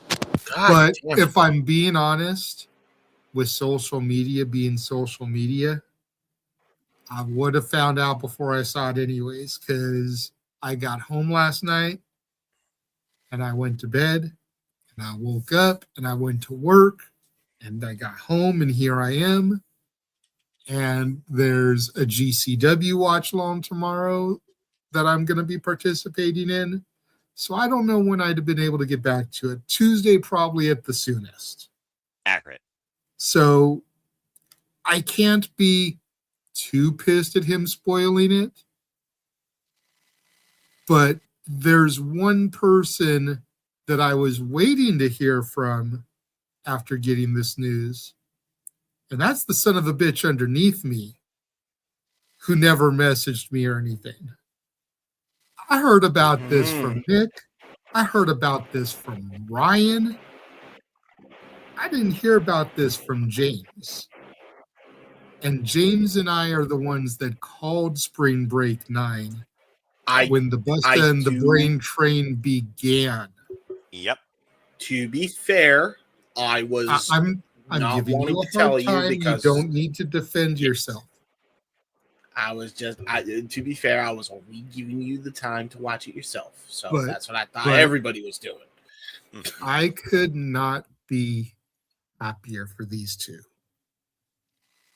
When we embarked on the GCW journey last year, and when we called Spring Break 9, I came on the air here.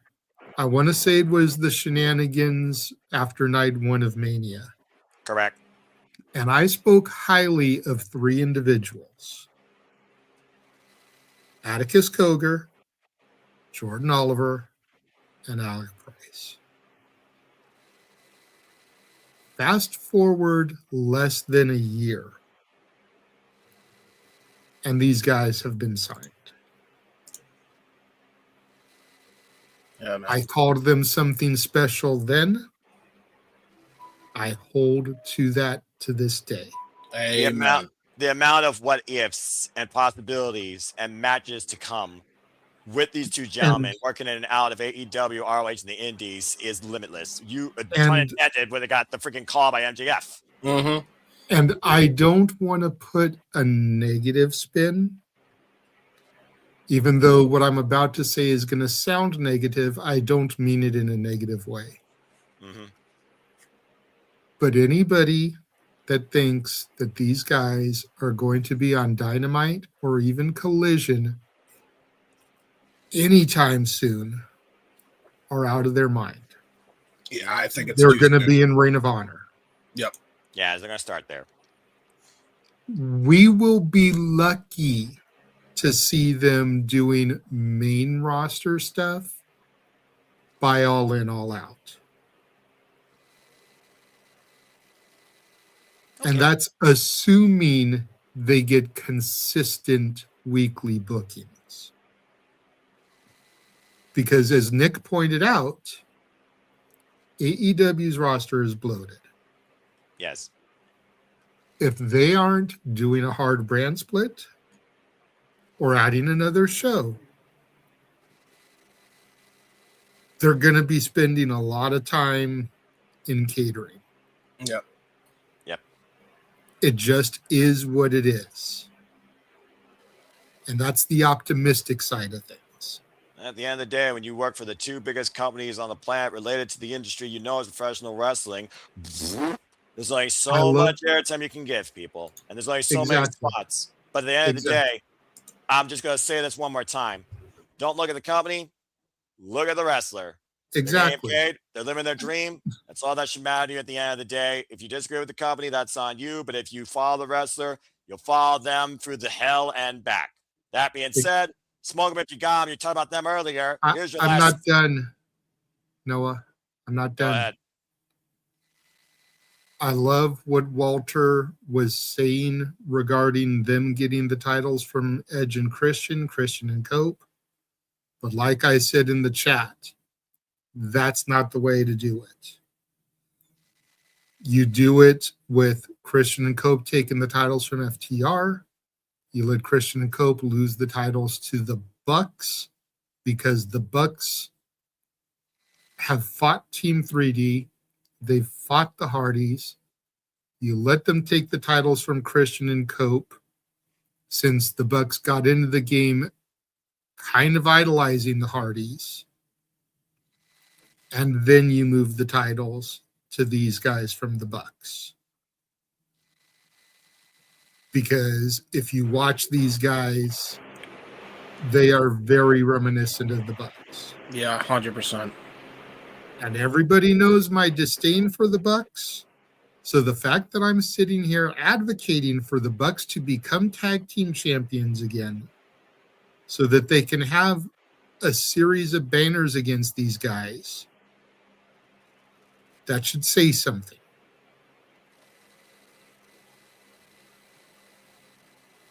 All right. Now I'm done when it comes to Busta and the Brain. All right. Wanted to make sure. I Again, did hear something beep, though. Oh, Nick, he probably heard me say his name, so he appeared. Yeah, about to say technical difficulty, man. Let's see if he actually gets it right. He gets one chance. Nick, what you gotta say real quick? You guys can hear me? Yes. No, yeah. JJ was talking about what I said about brand splits and shit. So I was like, JJ's on the same wavelength as me. I need to be here right now. Well, we're not going down that proverbial hall of business production. If this is going to last another hour, I ain't allowing that. You can say that next week. I've been having tech issues all night, but what JJ said is I think accurate. I mean, having them, my thing is hopefully around that time we can have kind of their complementary heel team. I don't know who that will be. I can't picture it right now. And I don't know who. It's gonna be the Young Bucks. No. Like I'm saying, once the Young Bucks drop it, like if you're going with your scenario of the Bucks dropping it to them, like who would like when we're going down the booking, creative booking again. No, it's not booking. I'm just asking, when I think of the Bucks, when I think Bucks, I think FTR would there be the yin to their yang. I'm just asking who you guys think their yang would be.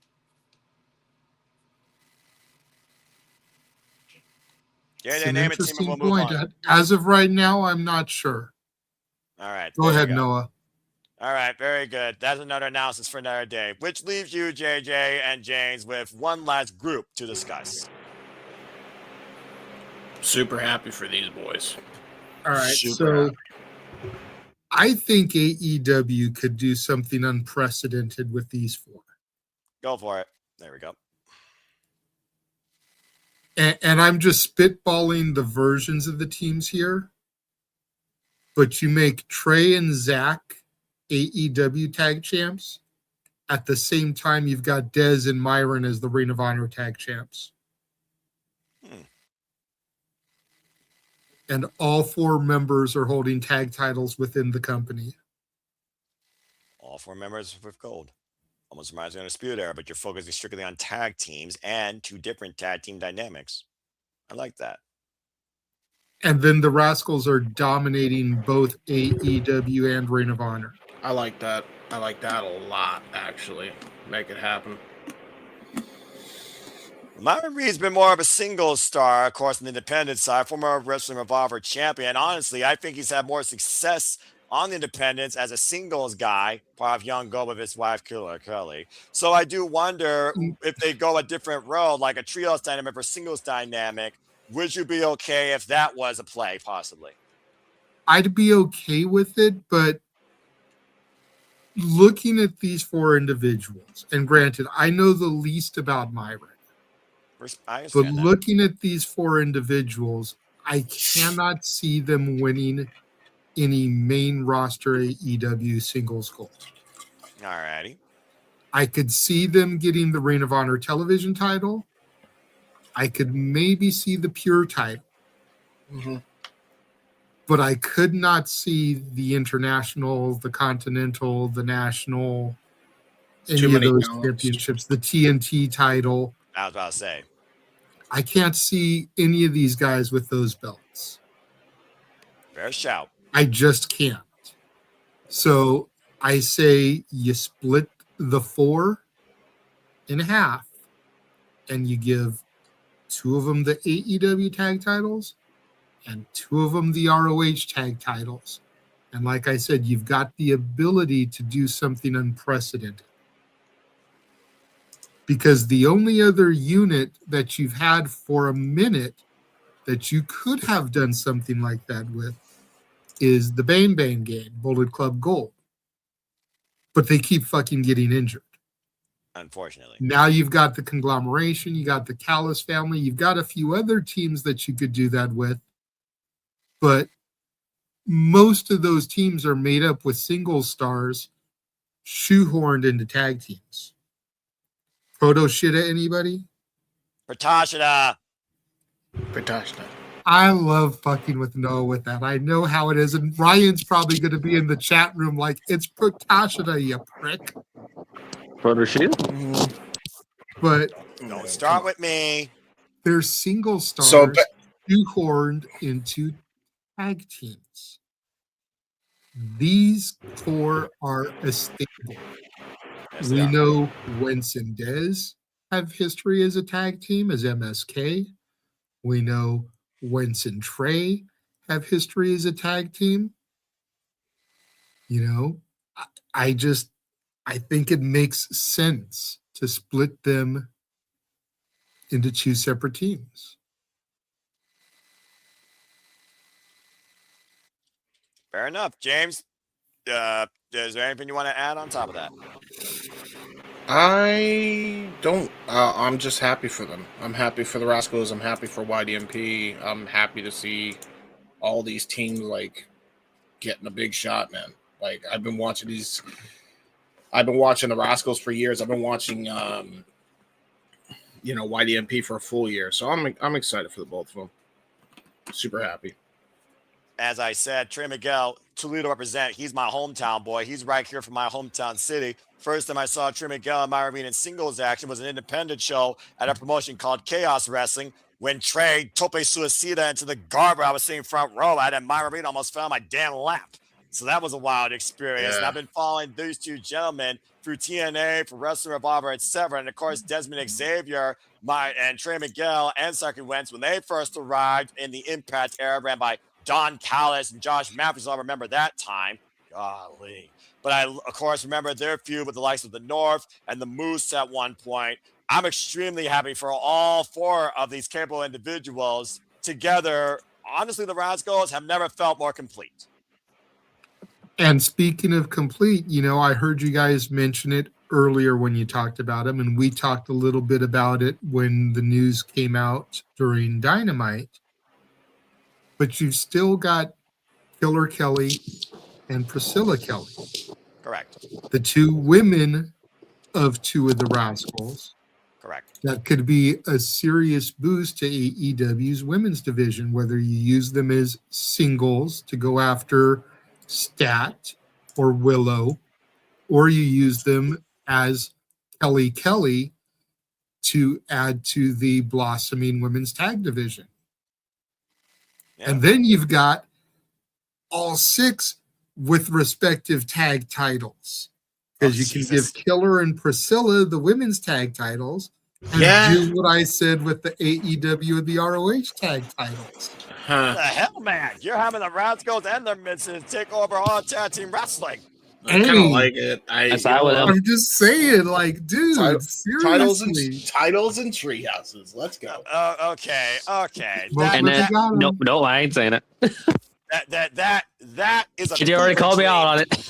That is a fever dream of tag team wrestling supremacy on both gender fronts. And if that happens, then I know that Walter is going to be in Sacramento trying to apply for a cameraman position. Oh, here we go. So Charles can get all the cake shots he can eat on television.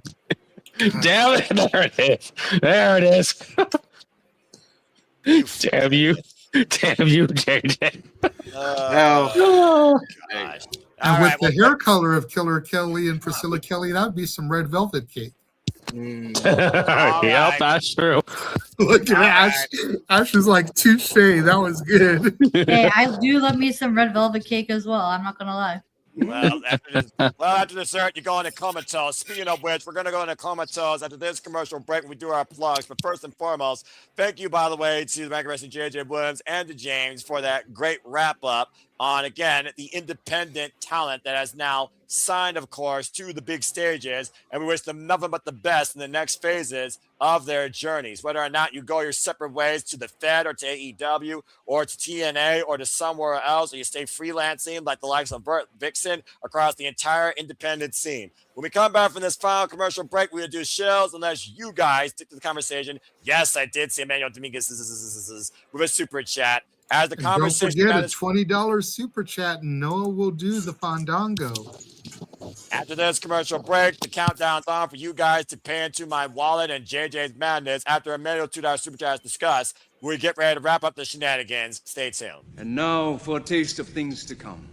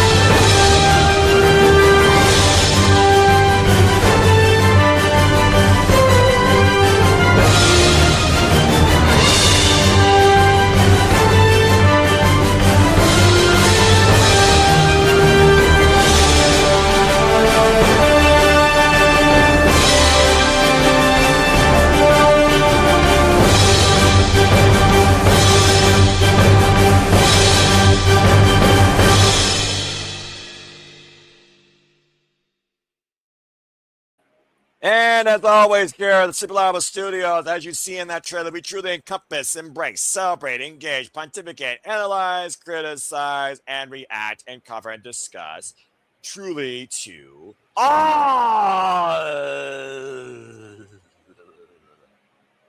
the wrestling and combat sports and other forms of media, including movies and entertainment and video games as well, too. And get that off the freaking screen. And that is what the bottom. And about to say, to chill out, damn you.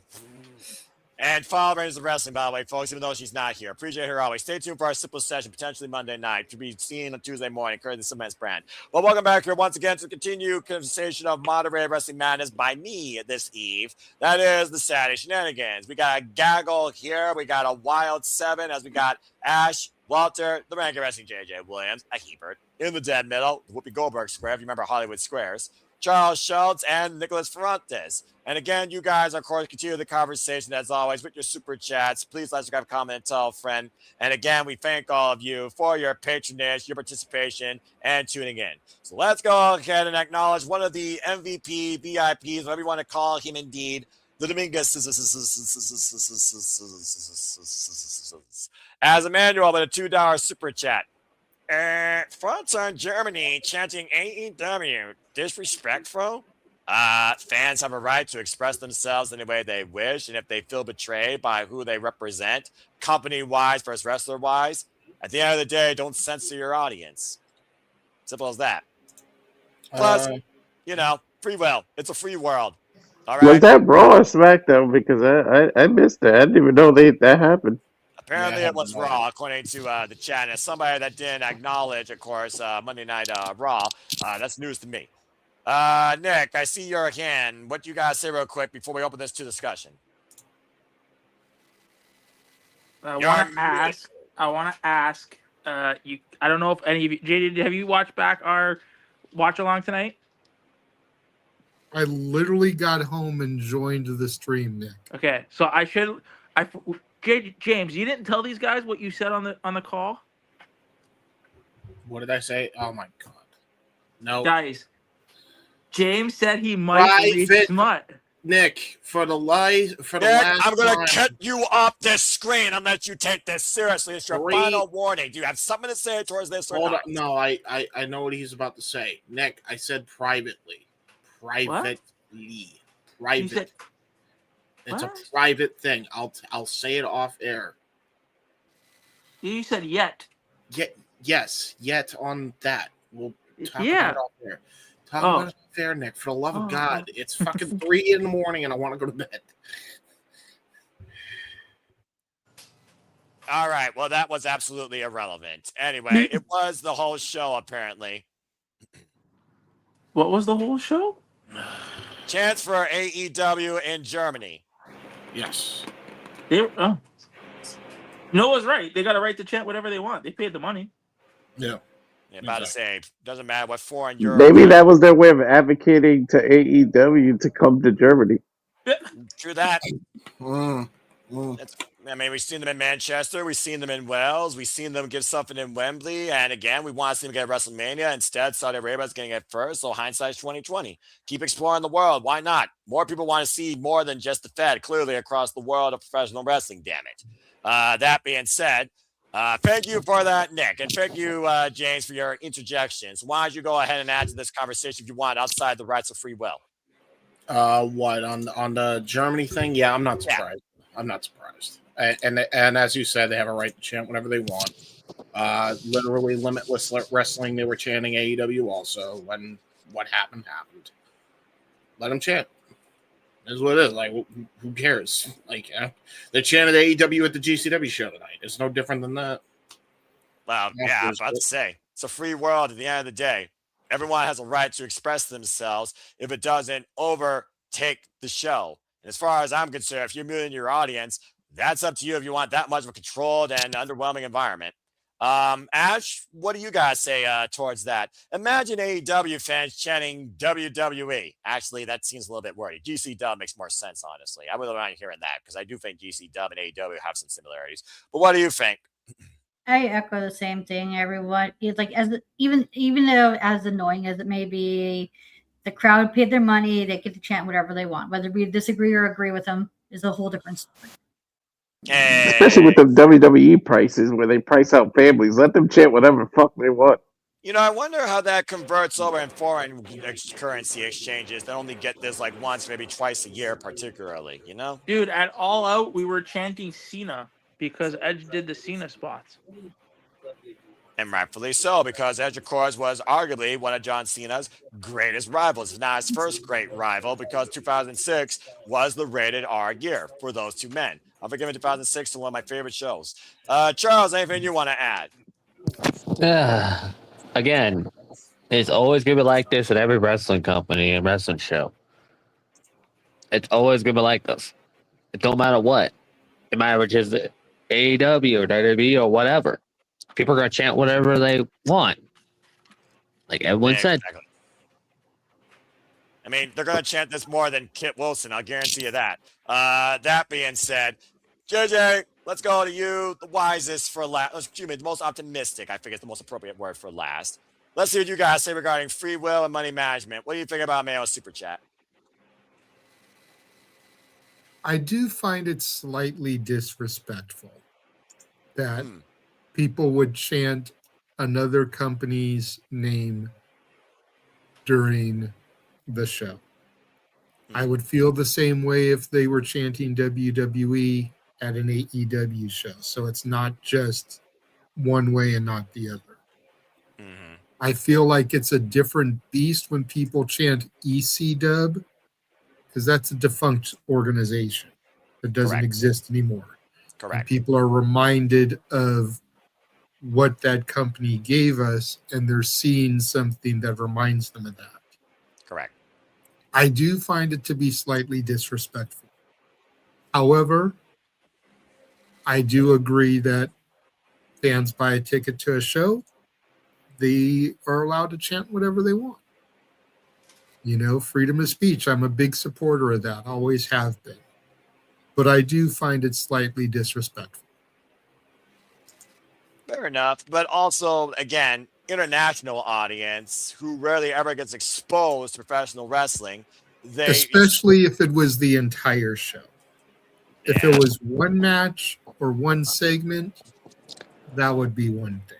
It was the entire show. They were doing it the entire show.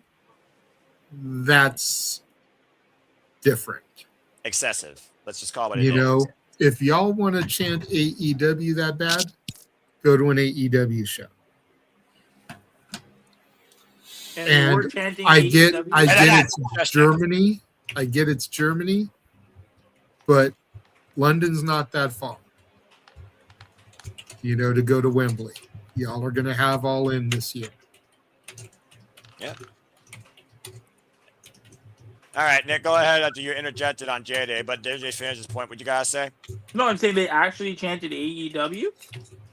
They weren't chanting anything else, and then people thought it was AEW. Depends on your hearing, I guess. I mean, again, the jury is out whether or not WWE actually allows their audience to speak, or they still heavily censor them. I forgot Raw was like 2 in the afternoon, so I watched the kind of the replay of it. They might have edited it out because I didn't notice that, so I don't know. Yeah, I could definitely see that being the case as well. All right, fair enough. But to JJ's point as well, there's a certain discretion that's expected by the audience in anything you go to. So I do believe there should be some sense of self-control at even an international wrestling show. Whether or not you agree with company policies or politics, if you actually keep up with that shit and try to be your own reporter, is entirely your own prerogative. But to JJ's point, Wembley Stadium this year is once again hosting AEW All In. So the entire nation of Europe has a great professional wrestling event ahead coming to them, amongst others. Yeah, and I mean, if I'm WWE and I'm going to Germany to run a show, and that's the way my company and my talent is being treated, it's probably going to be a long time before I come back to Germany. Yeah, exactly. So, and then when the German fans want to be like, oh, we never get WWE. Do you remember the way you treated them the last time? Ding, ding. It's not necessarily pettiness. It's just business. Dig what he's saying, man? All right. I'm just saying, like, I got to think about those things. You do. At the end of the day, there is a sense of, I would say, decency expected by a live wrestling attendance, even internationally. Just saying. Okay. With that being said, thank you, Emmanuel, for that super chat. There are no further super chats. By the time we are through with our shows, then we will bid you all a fine farewell on another rousing session that was the Saturday Shenanigans. As I thank you all once again for being part of the conversation, whether on screen or virtually here on YouTube or any of the feeds here. Again, if you haven't already, follow all the channels you are about to hear in and out of YouTube. Follow the G7 Collective. And again, shout out to Ed in San Antonio. Follow him on the X and get your tickets secure for the G7 Collective, particularly Florida Mania in Las Vegas during WrestleMania week as part of our watch long coverage. Let's go ahead and do some shows and try to get the F out of here before 3:05 a.m. Eastern Standard Time. James, you're a tired, full-on editorial man. Why don't you go ahead and kick things off? Glad to have you back. Yes, and I will be leaving in the minute I do my plugs because I need some goddamn sleep. You guys can find me on the YouTube, Instagram, and X at JHibitSide95 and on Facebook, JHibit. I do really cool and dumb things on the internet. Go check out my uncle's documentary, parts 1 and 2. Parts 3 and 4 actually going to be releasing at some point this week or next. My uncle actually... prayers if you can by everybody involved here, just got out of his second major heart surgery. So it was a success, but he is now currently healing. So just pray that he heals well and that he will send over the part 2 corrections because I need to re-upload that with the new footage. So yeah, please pray for him if you can. But yeah, go check out the documentaries as they are right now. So go check them out. Thank you. All right. Thank you so much. Sounds good, James. And I should be seeing you and Ryan for GCW today. Awesome. Okay, we're gonna make that a 3-man booth then. Let's keep it in a 3-man booth. Thank you. Yeah. Sorry, Nick, to boot you, but I'm gonna actually be available, so I'm taking the 3rd spot. Interchange. Alrighty. Boy, guys. Good night, James. Thank you once Hey, again. We'll James. see you next time on the Shenanigans. Again, stay tuned, folks. James, JJ, and the WrestleFish Ryan will be on the call for this upcoming GCW show, Crime Wave, and expect Prediction League updates later on this upcoming week. As always, for those that are part of the GCW League for the first time ever, courtesy of the Super Liable Studios. Thank you again, James. Goodbye and good night. Good night, That being brother. said, Charles, always a pleasure. You usually are nothing more about Avatar Man, but we appreciate you being part of the conversation. Seems like you're more often on here when I'm moderating for whatever reason. But again, you truly are one of the family. Go ahead and plug where people can find you. JJ, where can describe you? Teenage Mutant Ninja Turtle outside of Manhole. Oh my god. Okay. I'll go take the Turtle Brown thing than that. But you can follow me on X on that Doodle Randall. Yeah, there you go. And again, folks, that is Doodle Grando. Simple as that on the X. All right. Thank you very much for that. As Nick keeps trying to always bring a certain order to the conversation, whether it's a recipe for disaster or a 5-star meal, I appreciate his inquisitive mind. He's more of an inquirer than most editorial writers that I know of. And again, shout out to Mrs. Ferrantes. Always appreciate the duo. Nick, if you dare to choose, go ahead and plug where people can follow you. Y'all can find me. I don't even know my X account. But y'all can find me there. But that's where you can find me. And then JJ's on the call tomorrow, so yeah, I won't be. Well, I'll probably be in the chat. Yeah, about to say. Yeah. You'll see me on Wednesday though. Hopefully we can make it a Menage 5. Wait, again. Wednesday. Oh, you think we're covering? Dude, we've covered every special Dynamite since Thanksgiving. To JJ's point, this is a normal Dynamite. It is not officially being covered. Ah, God damn it. All right. Well, then you know what? Y'all find me when you find me. There you go. Take care of the misses and take care of your dishes. How about that? Always appreciate it. That was a good one. I try once in the blue moon. It happens. Again, from one half of the Canadian connection to the other, such as A is not complete without W. Neither is Nick without Ash. Ash, always appreciate you. Cheers to you, my friend. Let's go ahead and plug your Batty Nation and where the people can find you. You can find me on X, the app formerly known as Twitter, and you can subscribe to my YouTube channel at Batty for Wrestling. Don't be a dickhead. Again, you could also find her brief summary, Simply Batty, of course, on the X at Shoutout Bat Ash for her notes on Wrestle Kingdom 20. Further notes are to come regarding New Year's Dash. And of course, we are going to imply more New Japan Pro Wrestling previews and coverage in and out, particularly of the Batty for Wrestling YouTube channel, the Cements brand, as the pioneer senior on Japanese pro wrestling fans. And hopefully we'll add more stuff, including Not Limited to Stardom and other promotions as well from the Joshi circuit, particularly too. All right. Thank you very much, Ash. JJ, again, somehow you keep on bringing me forward into this moderator seat, and somehow it always turns into another fun party. Always happy to help you, my friend. But again, this is your bread and butter. Let's go ahead and plug and promote what you are bringing forward and what else is to follow here at the Super Reliable Studios. You're sharing a window. What we got here real quick? Oh, look at that. A little bit of a implied there. Go ahead, talk about it. I was going to say it's not showing up that good, so give me a second. I'll upload it into the actual thing here.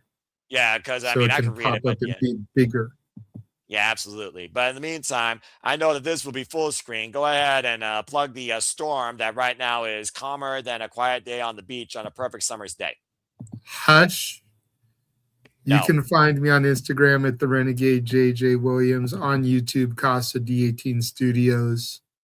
You can find me on X at ROWJJ Williams and Casa D18 Studio. No S at the end of the X account. That's where you'll find me participating in most of the spaces. And then, of course, follow the Simply Reliable Studios on the X at SR Studios 2024. I've been trying to be active in some spaces on that account as well to try to bring viewers and followers and whatnot. And then there it is. There we go. All blown up. Ren Sinclair liked my reply to WWE Shop. Nice. We, the fans, demand Ren QCC, Ren XT, and T-Ren A t-shirts. This is marketing gold. Get on it. Well, you can only hope that WWE actually listens to the fans and not think they're idiots and actually follows up with your advice, because even I can endorse that, because Gwen St. Clair is a very promising talent that definitely owns her moment and deserves a little bit of credit to what she gives. And we all know merchandise pays for superstars as well. This girl has been in the company for what, like 2 years now at least? Correct. And I don't think she has had merchandise yet. Nope. I'm not even sure she's gotten an action figure yet. Nope. So, like, dude, that's just marketing gold. Seriously, Ren XT? Yep. T-Ren A? And then obviously Ren QCC. Like, easy money right there. Seriously. I mean, And the fact that she saw it and liked it. Respect. Seriously. Well, What? I mean, again, if WWE is smart enough to follow business logic, then maybe it could happen. But then again, do they actually listen to the fans? The jury is out. All right. Well, thank you very much for that, JJ. And again, we all respect Winston Clare, and also in the hot mess we trust, my true leader of America. That being said, Walter, always reliable, but I know you're very tired. Let's go ahead and plug your stuff. And if you want to further talk about the UFC before we leave, feel free to do that too. But go ahead and tell where the people can find you. All right. You can find me on Instagram at WalterCruz.940. Then you can follow me on this. It's Saturday night. Rage of Wrestling on YouTube. You can follow me on X. Fuck! At the Walter 40. And then you can follow me at Walter. And that's what TNA did during the MMC broadcast. Just every other word was a commercial. God damn it.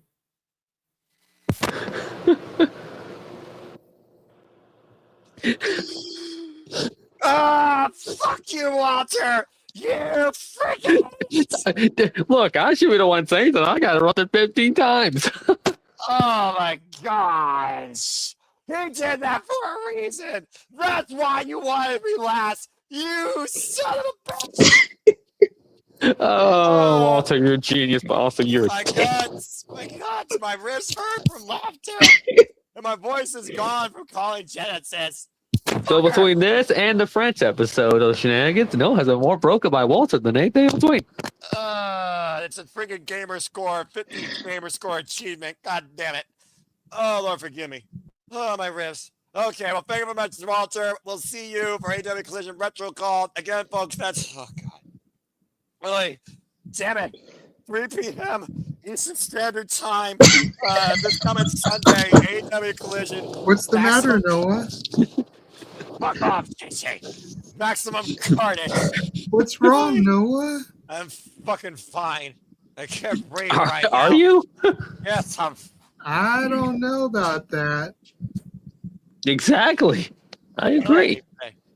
Shut the fuck up, all you. Oh my God. No. Well, I had to bring out the French episode. Yeah, I had to bring it up. Yeah, you had to bring it up. Damn it! There it is. Oh my God! I'm gonna hit the button here just cause right in a moment. I swear to God. Hey, guys, well, we went back there again. Anyway, again, thank you, Walter Cruz. Get it, God, bueno, tune in as approves. Again, folks, stay tuned for our coverage, retro style. AEW Collision Maximum Carnage, 3 p.m. Eastern Standard Time today if you're on the East Coast, and shortly you'll be on Sunday on the West Coast. It'll be me, Walter, and I believe Ash if she's available. That's 3 p.m. Eastern Standard Time. Stay tuned for more on that. Got the fucking hiccups now. We are after midnight on the West Coast, so it is Sunday now. All right, good. So everyone's on Sunday now. Good deal. Boy. Again, follow Attila, our Mighty Morphin Pink Power Ranger here. Rangers of Wrestling on YouTube. Her and our Yellow Ranger, Ash, Bag for Wrestling. They soon will be starting a Pop Culture Podcast here very soon. Stay tuned for more on that. Follow her as Wrestling Time. Stay tuned, of course, for me and her on the next Simple Session. And whenever she covers TNA Wrestling, she doesn't work Tuesdays, those folks, but she still works, as far as I know, with Body Slam. Again, right now she's powered down, but we appreciate her as always. Thank you again, Emmanuel, for the super chat. Please follow both the Dominguez as you see on the social medias. Of course, I'm sure you'll see more of Arlene and Emmanuel in the near future on Sleep Addicting, of course, as the calendar year continues for all things wrestling. And again, I'm barely social, but if you want to find me and Foster1916 on the X and on YouTube, where I moderate, engage, and freaking deal with this madness on a weekly basis here on the Shenanigans, Watch Along, Sleep Addicting, and everything else and everything more here for wrestling, because I truly have nothing more but a simple man and a lifelong fan of professional wrestling. Damn it! Reminding you and encouraging there are no winners, no losers, no betters, just fans with opinions with this passion we all share. At the end of the day, folks, support one another, respect each other, protect your mentality too. Treasure your families, no matter how much they drive you batty and insane in the membrane and everything else in between. Batty. See the bat signal? Batty. Follow that. Yeah, follow that. That's why I did that. Subliminal messaging. Don't be a dickhead. Follow back for wrestling. And again, just enjoy life, enjoy professional wrestling. It is truly as simple as that. And no, do not believe in that. And again, and Foster1916, if you want to try and find me, just be part of Predictions Sleeve and nothing else. Because again, I don't really interact with people. I try my best to keep to myself. But with that being said, thank you so much once again for tuning in. Always until you know we always got you. We always, of course, have you here in the Sublime Studios family. And again, see you Monday. Again, folks, thank you all so much for tuning in to another rousing edition of the Saturday Shenanigans. That will be its own highlight reel if you watch this back with 15 commercial breaks. Please like, subscribe, comment, and tell a friend.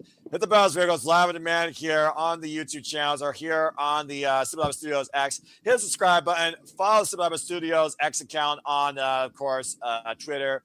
Again, the conversation, the reactions, the madness, the passion for this business, and the outlooks are not going to let up anytime soon. I fucking assure you. And again, shout out to our friends in GCW Collective. And again, please follow Ed in San Antonio on the X and get your tickets now for the GCW Collective and the Podia Mania show that will be during WrestleMania weekend in Las Vegas. Further details on the come for upcoming talent, match card, of course, other attractions, and so much more as we bring you an empowering all-women showcase of professional wrestling.